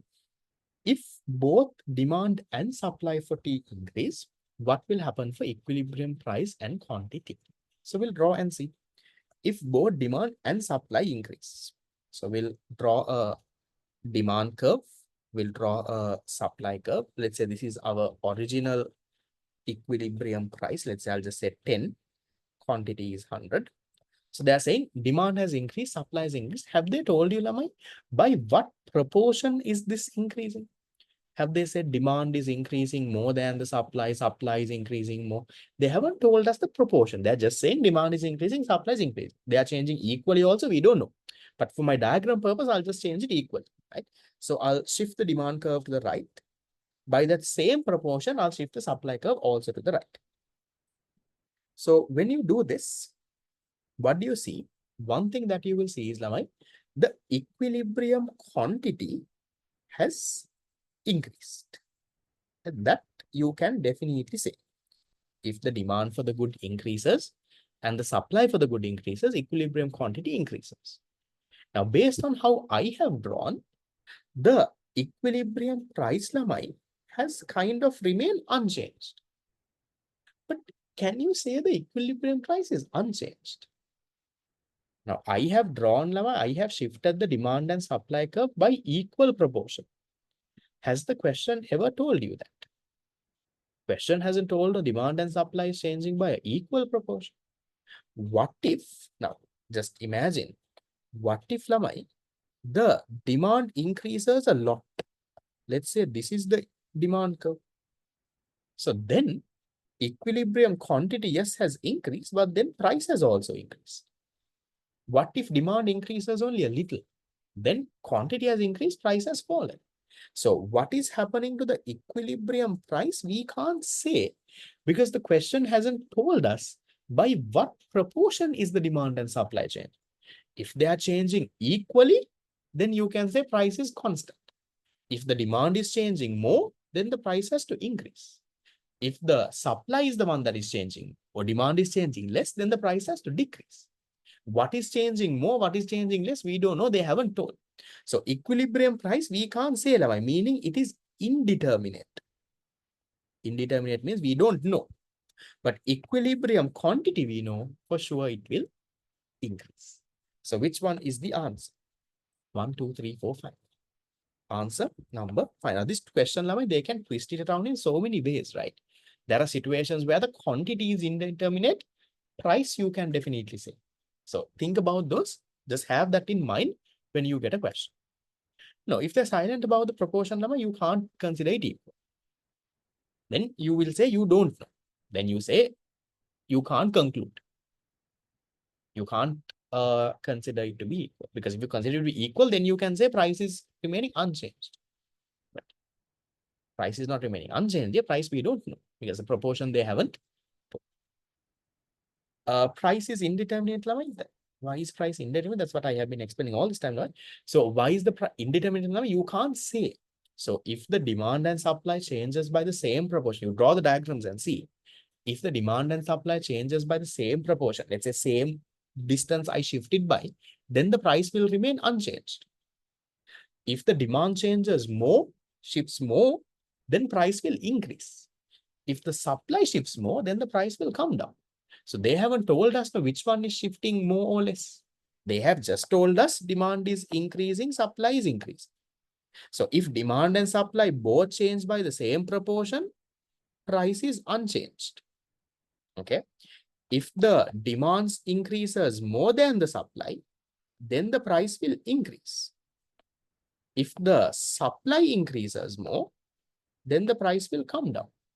But what proportion is changing, we don't know. Whether is it this one or this one or this one, they haven't told. So price can either increase, decrease, or remain constant. That's why we're saying price is indeterminate.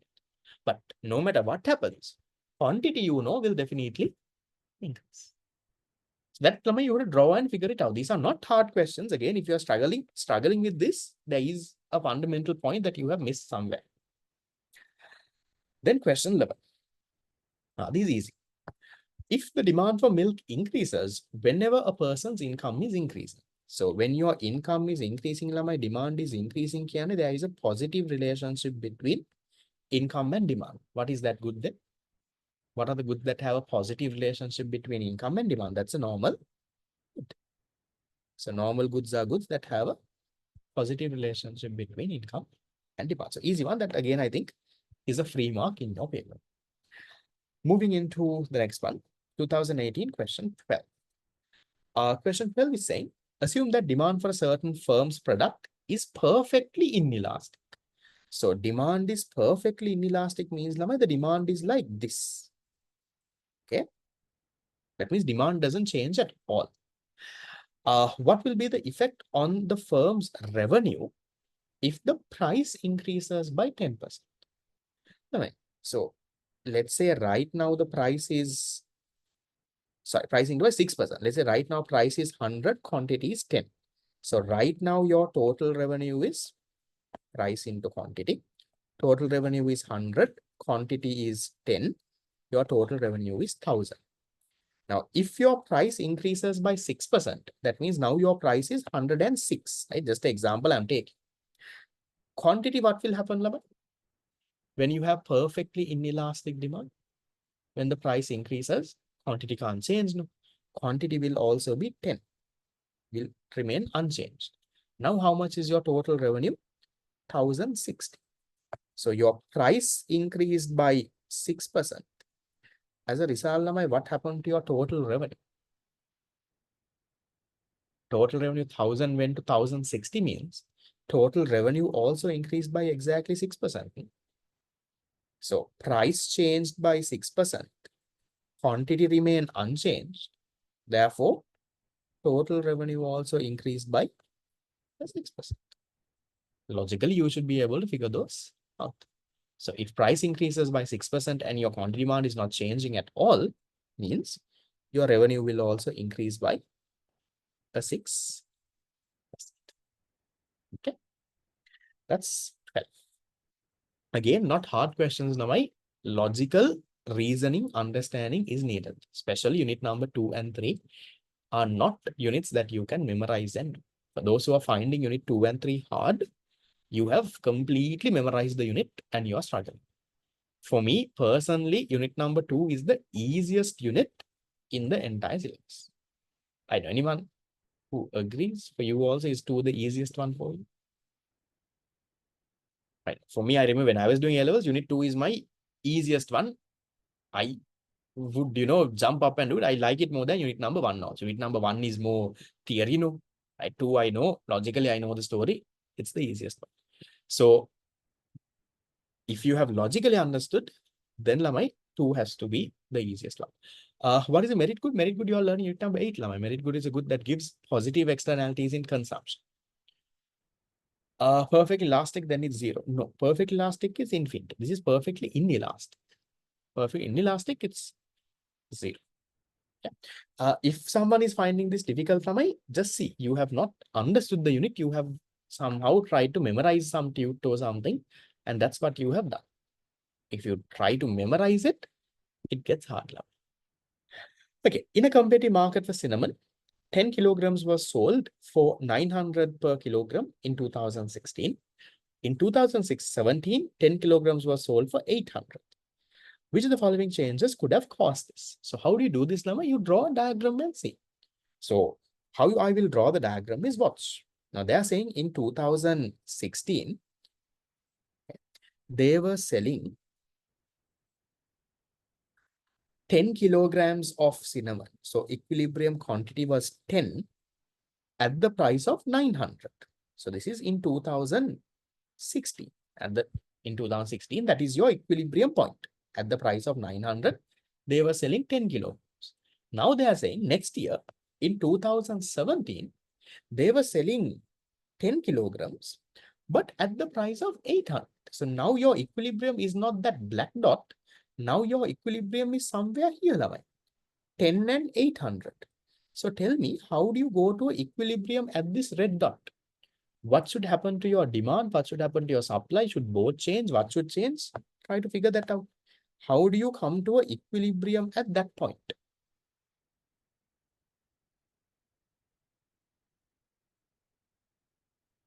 Okay, I'll go one way. So equilibrium means that both curves have to intersect. So how do you get both curves to intersect at that point? So do you agree that supply has to increase? Yes, supply has to increase. If only the supply increases, then Lama, your equilibrium is this green color dot. You're not going into the red color dot equilibrium. Only supply increasing is not enough. So one way is, yes, supply has to increase.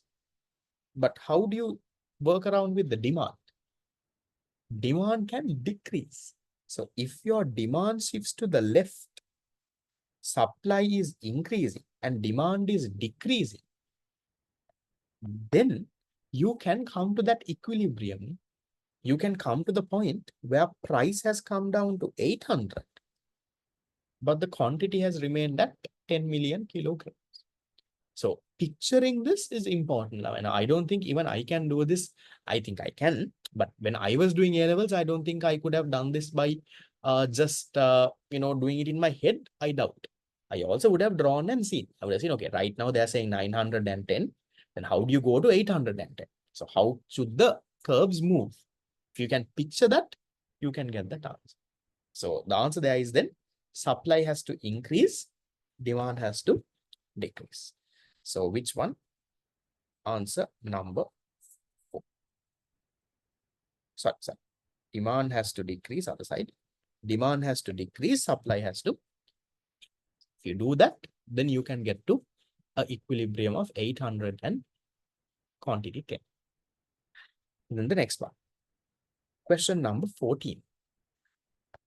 Suppose that the market supply curve for a certain consumer good is upward sloping and the market demand curve is downward sloping.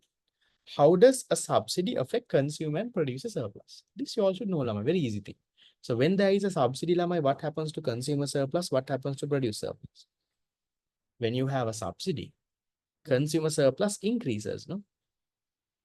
In both your supply is 10 kg. Supply is 10. Now the supply is 10 kg. Lama, the equilibrium quantity is 10 kg.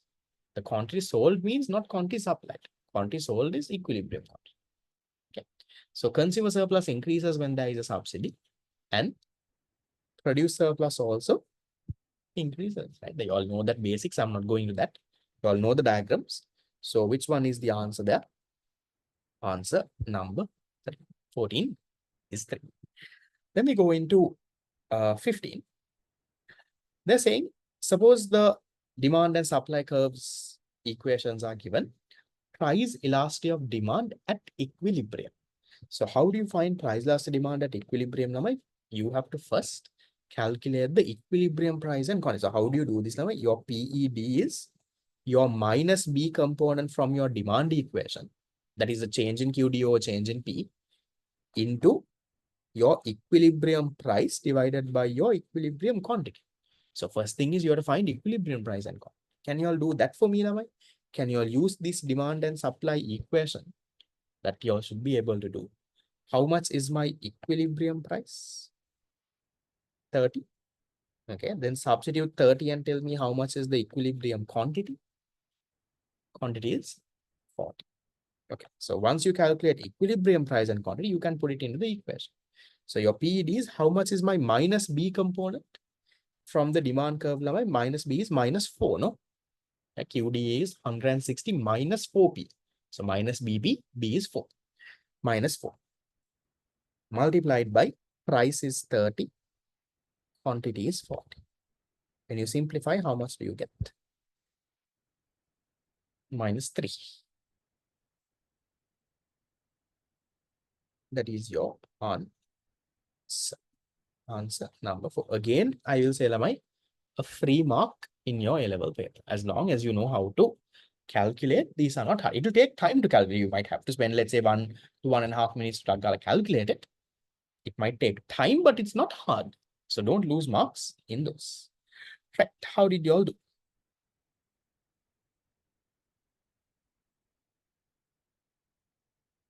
There I felt the questions weren't that hard. Again, I think 7 is a good mark. 6 is okay. If you're less than 6, I might take some time to study about it. Right? Don't get disheartened just because you get less marks. See where you go wrong. That's the point. Okay. So then we'll do one more. Have I given the 2019 all syllabus paper? No, right? In your tube? We can skip that. Have I given that? Did you all do that? Do that? Okay, so shall we quickly do that and then finish off the class? Okay. From the 2009 new one, we can do it the next class. Okay, so 2009, why is there a old syllabus paper and a new syllabus paper is because in 2019 is where the new syllabus was introduced. So in your past paper book, you will not have this paper. In the past paper book, you have the new syllabus paper. The reason why you have an old syllabus paper is for those students who are repeating. Now, someone who did in 2018, and once their results come, and if they decide they want to repeat the A-level paper again, then in, let's say, 5 months or something, they don't have time to study the new syllabus. They will use their old notes that they had. And that is not that the syllabus changed a lot, small changes only, but still they don't have time to study the new syllabus. So that is why for those students who are repeating from 2018, in 2019, they will make two papers. The normal paper is the new syllabus paper. That is what everyone will do. But anyone repeating from 2018, they will do the old syllabus paper. That's why there are two papers. So quickly we'll do this and then I will finish off today's class. So this one, which the following is true of the substitution effect of a decrease in the price of a normal good. Now, this substitution effect, income effect story, how many of you all know this properly? Substitution effect, income effect for a normal good, inferior good, given good. How does it work? Positive, negative. Which effect is more powerful? Do you all know that story properly? That's a story that takes around 1 hour to explain. So for those who don't know it now, I will send you all a YouTube video. I think I would have sent you all this before also sometimes. There is a YouTube video. It's around 1.5 hours. Properly learn that story. The story about the substitution effect, income effect, price effect for the 3 different types of goods. So there is a lot of questions that you get from that area. Now, sometimes you might even not know that question is coming from that area. They test. A lot of people don't know that properly. And even some teachers have actually been confused on this area because I personally got feedback from a teacher once I met a teacher at a mosque. That teacher told me that teacher watched. So there's a tuition teacher in Colombo. I will not mention names. Much elder than me. That tuition teacher told me that they watched my video and then only they also understood the concept and now they're teaching their students. So teachers are also a bit confused with that substitution effect. Yeah, a male teacher because I met at the mosque. So sometimes your teacher would have taught you that wrong. So I will send you that YouTube video. Take that time. If you don't know the concept, properly learn that concept now. It's very important. Then you can answer all these MCQs. So for this MCQ, I'm not going into that in detail. I'll quickly summarize whatever that is relevant for this question, but you learn the story, it will make more sense. Okay, so which the following is true regarding the substitution effect of a decrease in the price for a normal good. So when the price of a normal good decreases, what happens to, I don't know if he's a school teacher, but that person does tuition classes in Kannada. When the price of the good decreases, what happens, to your relative price? Increases or decreases? Your relative price decreases. So your price is also coming down. Relative price is also coming down. Your substitution effect is what? Sorry, wait. When the relative price comes down, what will happen to your quantity demanded, Your quantity demanded will increase. Right? If your good has big relative price means your price of your good compared to another good. So when the price of your good comes down, your good becomes relatively cheaper now. So as a result, QD increases. So then what can you tell about the substitution effect? Substitution effect, you look at the relative price and the quantity demand. So when the relative price comes down, quantity demand is increasing. It's going in the same direction or the opposite direction. Relative price is coming down, QD is increasing. It's going in the opposite direction, meaning the relationship is negative. That's why we say there is a negative substitution effect. Then in terms of the income effect, when the price of the good decreases, what happens to your real income? real income or your purchasing power, when goods become cheap, your real income will increase. If your real income increases, if it's a normal good, what do? Do you buy more or do you buy less? You buy more, right? So real income is increasing. Quantity demand is also increasing. Both variables are going in the same direction. So that is a positive effect or a negative effect. That is a positive. So you have a positive income effect. So income effect is positive, substitution effect is negative, but both effects are saying Lamai, QD will increase. Substitution effect is also saying, look here, when the price comes down for a normal good, QD will go up. Income effect is also saying, yes, QD will go up. So both are supporting each other. For a inferior and given number, they will go in the opposite direction. That is where the strength of those effects come into play. For an inferior good, the substitution effect becomes more powerful. Given goods, income effect more powerful. There they offset. Here they go together. So you all watch that video. I will send you all a video. Right. So which one is correct now?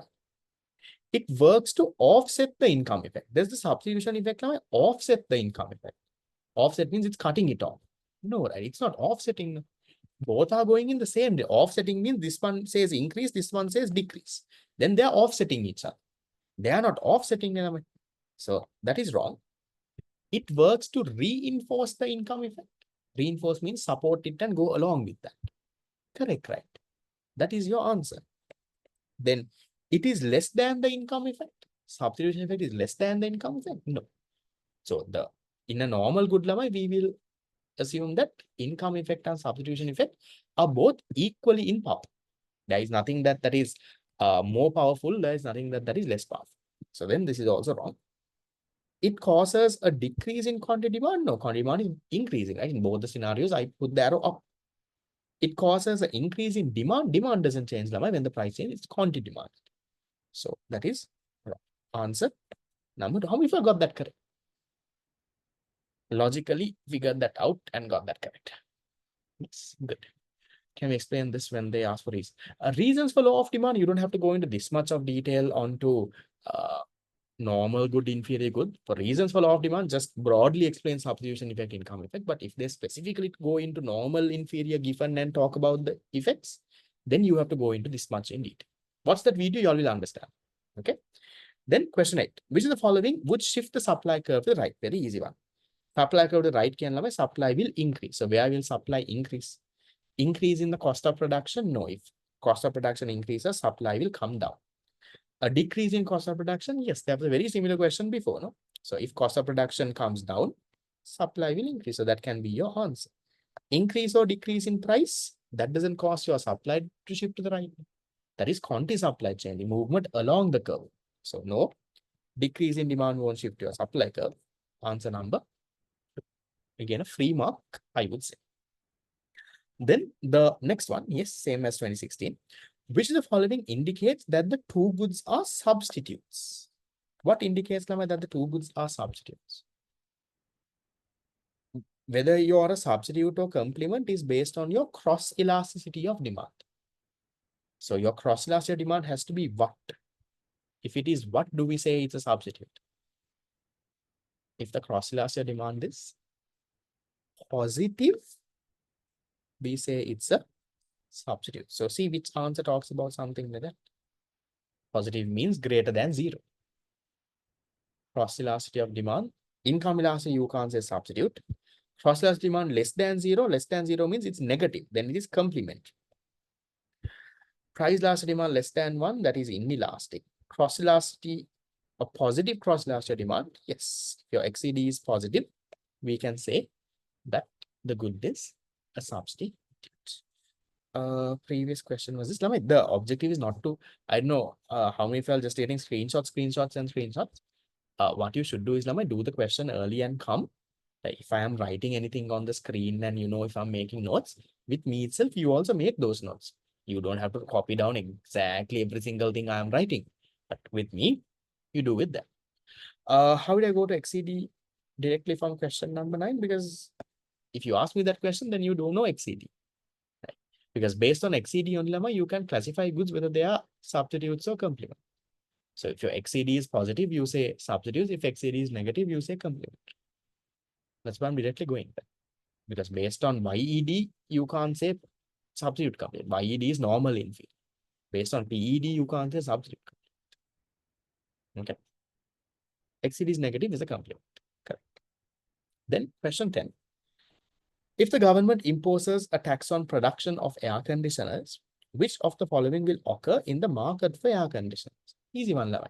So if the government puts a tax on the production, first tell me, is the demand or the supply getting affected? Tax on production, if you put tax on production, Lama, it's a supply that gets affected. So when you put a tax, Lama, unit number 3 basics. Supply, does it increase or decrease? Supply decreases. Supply decreases means where will your supply curve shift, left or right? Supply curve will shift left. So look for an answer.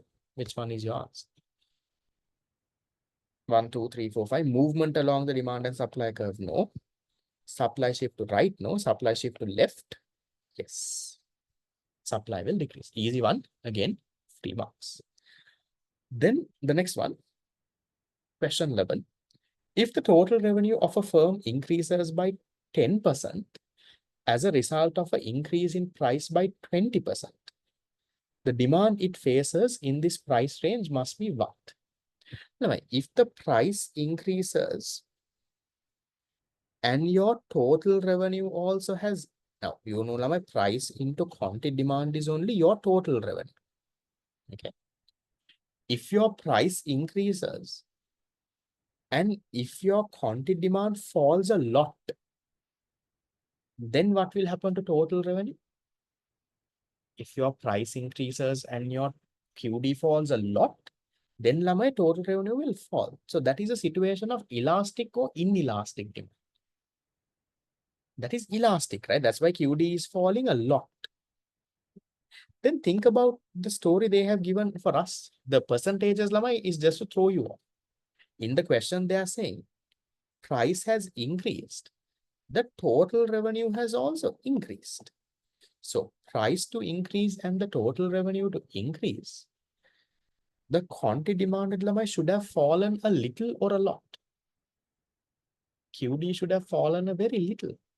If your QD fell a very little, then your total revenue will increase. Price has increased, but QD falls a very little. That's why your total revenue goes up. So then this is elastic or inelastic. QD falling a little, that is inelastic. So your answer there then therefore will be number 1. Then why not perfectly inelastic? If it is perfectly inelastic, I remember we did a question before.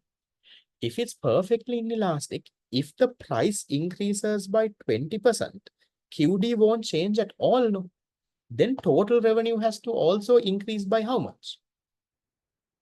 If it's perfectly inelastic. No, unchanged, no way. If price increases by 20%, perfect inelastic means QD doesn't change at all. Then total revenue should also increase by 20%. Then you can say perfectly inelastic.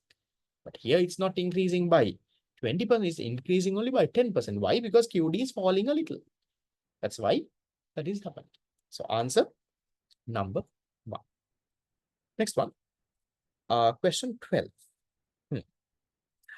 The diagram below shows the 4 market supply curves. Which statement is correct about the price elasticity of supply? Interesting. So we'll look at the 4 curves. Lamai. We'll try to decode this first. We'll start with S1. Lamai, a S1 supply curve, is it elastic or inelastic? S1 is elastic. Now, in an elastic supply curve, if a subsidy value is given QD, no, you don't have to. If you want, you can calculate, but don't need. Okay. So in an elastic supply curve, if you all have learned, right? I'm not going into those basics now, but just to recap this. What happens, Lamai, to your PES along your supply curve? When the price of the good rises, what happens to your PES along the supply curve? PES, Lamai, actually reduces. At this starting point, your PES is equal to infinity at that first x. Okay, let's say I'll mark it as there. And then along the way it will reduce. Now you can calculate and say, I'm not going the logic behind why it reduces. Let's say at this point, Lama, it will be 5. Just random numbers. Let's say it will be 5. Here, let's say it will be 3. Okay. So PES will be greater than 1, but it will decrease along the curve. It will decrease along the curve, or in other words, it will decrease when the price increases. Along the curve means when the price increases, PES will continue to decrease. That is the S1 elastic curve. You need to know that. Then, if you take let's take the S3 curve next. The inelastic curve, this one. So S3, you know, is the inelastic. Inelastic means your PES is less than 1. Okay. Less than 1. But what happens to your PES along the curve? At this starting point, your PES is 0. It can't decrease less than 0. So it has to increase along the curve. So it will be, for example, here it will be 0.1. Here, let's say 0.5. It is less than 1, but it will increase along the curve for an inelastic curve. Logic, we would have learned that in the theory class. I'm not going the logic here. I hope you all have learned it. I'm just recapping it only. So here, inelastic PES is less than 1. It will increase along the curve, or increase when the price increases. Oops. And then the unitary elastic one, that is the S2 curve here. The S2 curve, that is unitary elastic. The S2 curve, PES will equal to 1 line. And whether the price changes or not, at every single point, PES will equal to. That's PES will equal to 1 at all points of the curve. PES will equal to 1. Or in other words, PES will be constant. It won't change along the. And then the S4, that is a perfectly inelastic one that I'm not going to write it here. The S4 curve, their PES will always be 0, perfectly inelastic. Right. So with that knowledge, see if you can come up with an answer. The curve S1, okay, S1, that is the elastic curve, has decreasing elasticity as price rises. Is that correct? The elastic curve, PES, decreases as price rises. Correct, right? That's what I said. Decreases along the curve. That's correct. We look at the other answers. Curve S2 has increasing elasticity as price rises.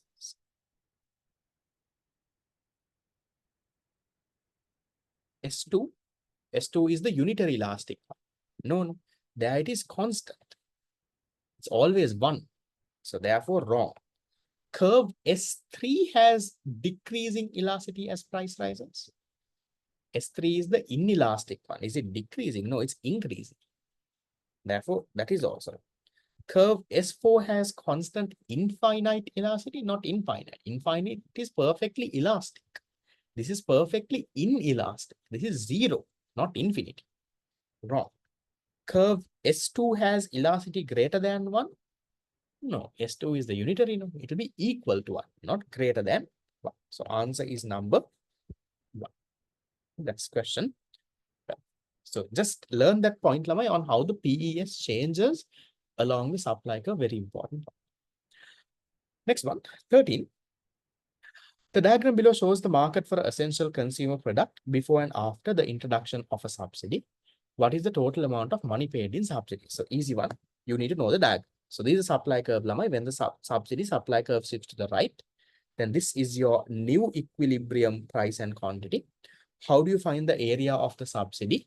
From your new equilibrium, you draw a line to your old supply curve. You connect that to the price.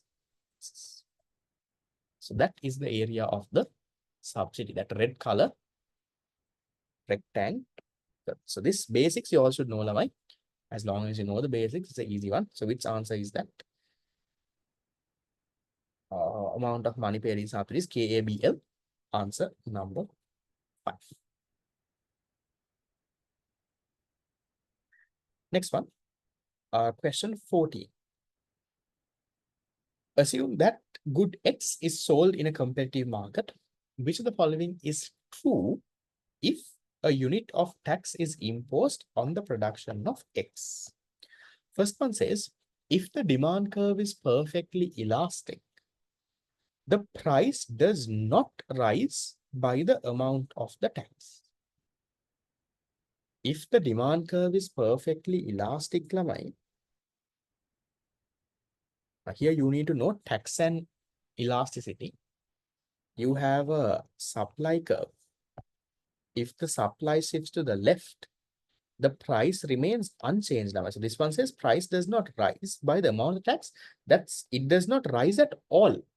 Right? If demand is perfectly elastic, you all know producer bears the entire tax burden. So price does not rise at all. And we'll see. I think there is a better answer. At all.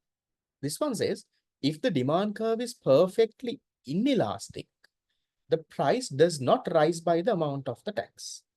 If the demand is perfectly inelastic, the price will rise by the amount of the tax. Let's say this is your original supply curve.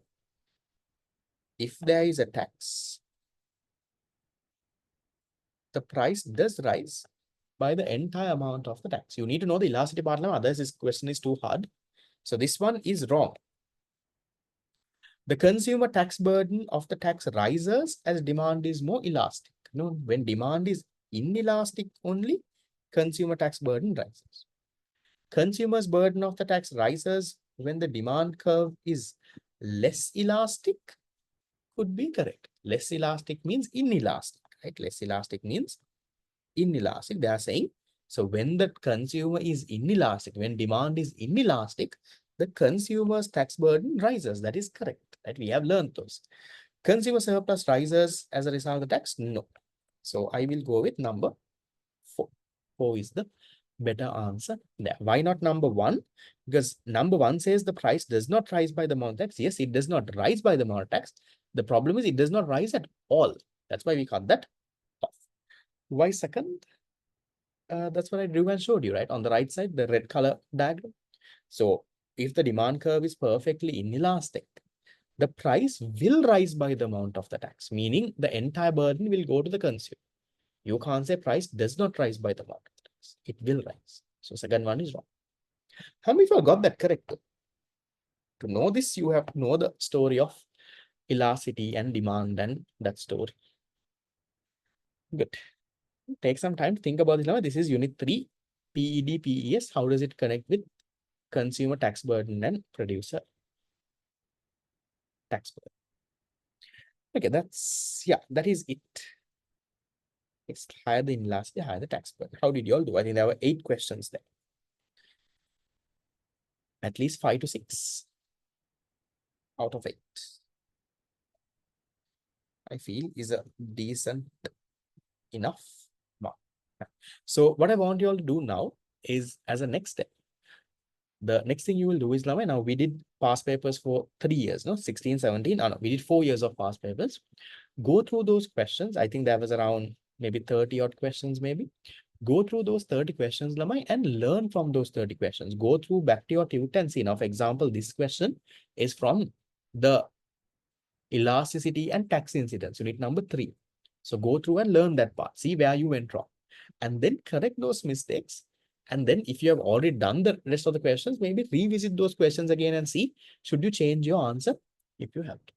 So next class onwards, next class we'll try to finish the MCQs and we'll try to move into the essay questions. We'll see, depending on the time. I will not rush the thing. We'll see how it goes. So next class is on next Friday. So for those who are celebrating Eid, have a good one, nice one. Take a break. And theory people, sorry, fast track people, I will see you all on Sunday night for doubt clearing. And then back again on Tuesday. Others, I will see you all on Friday. See you all. Bye bye.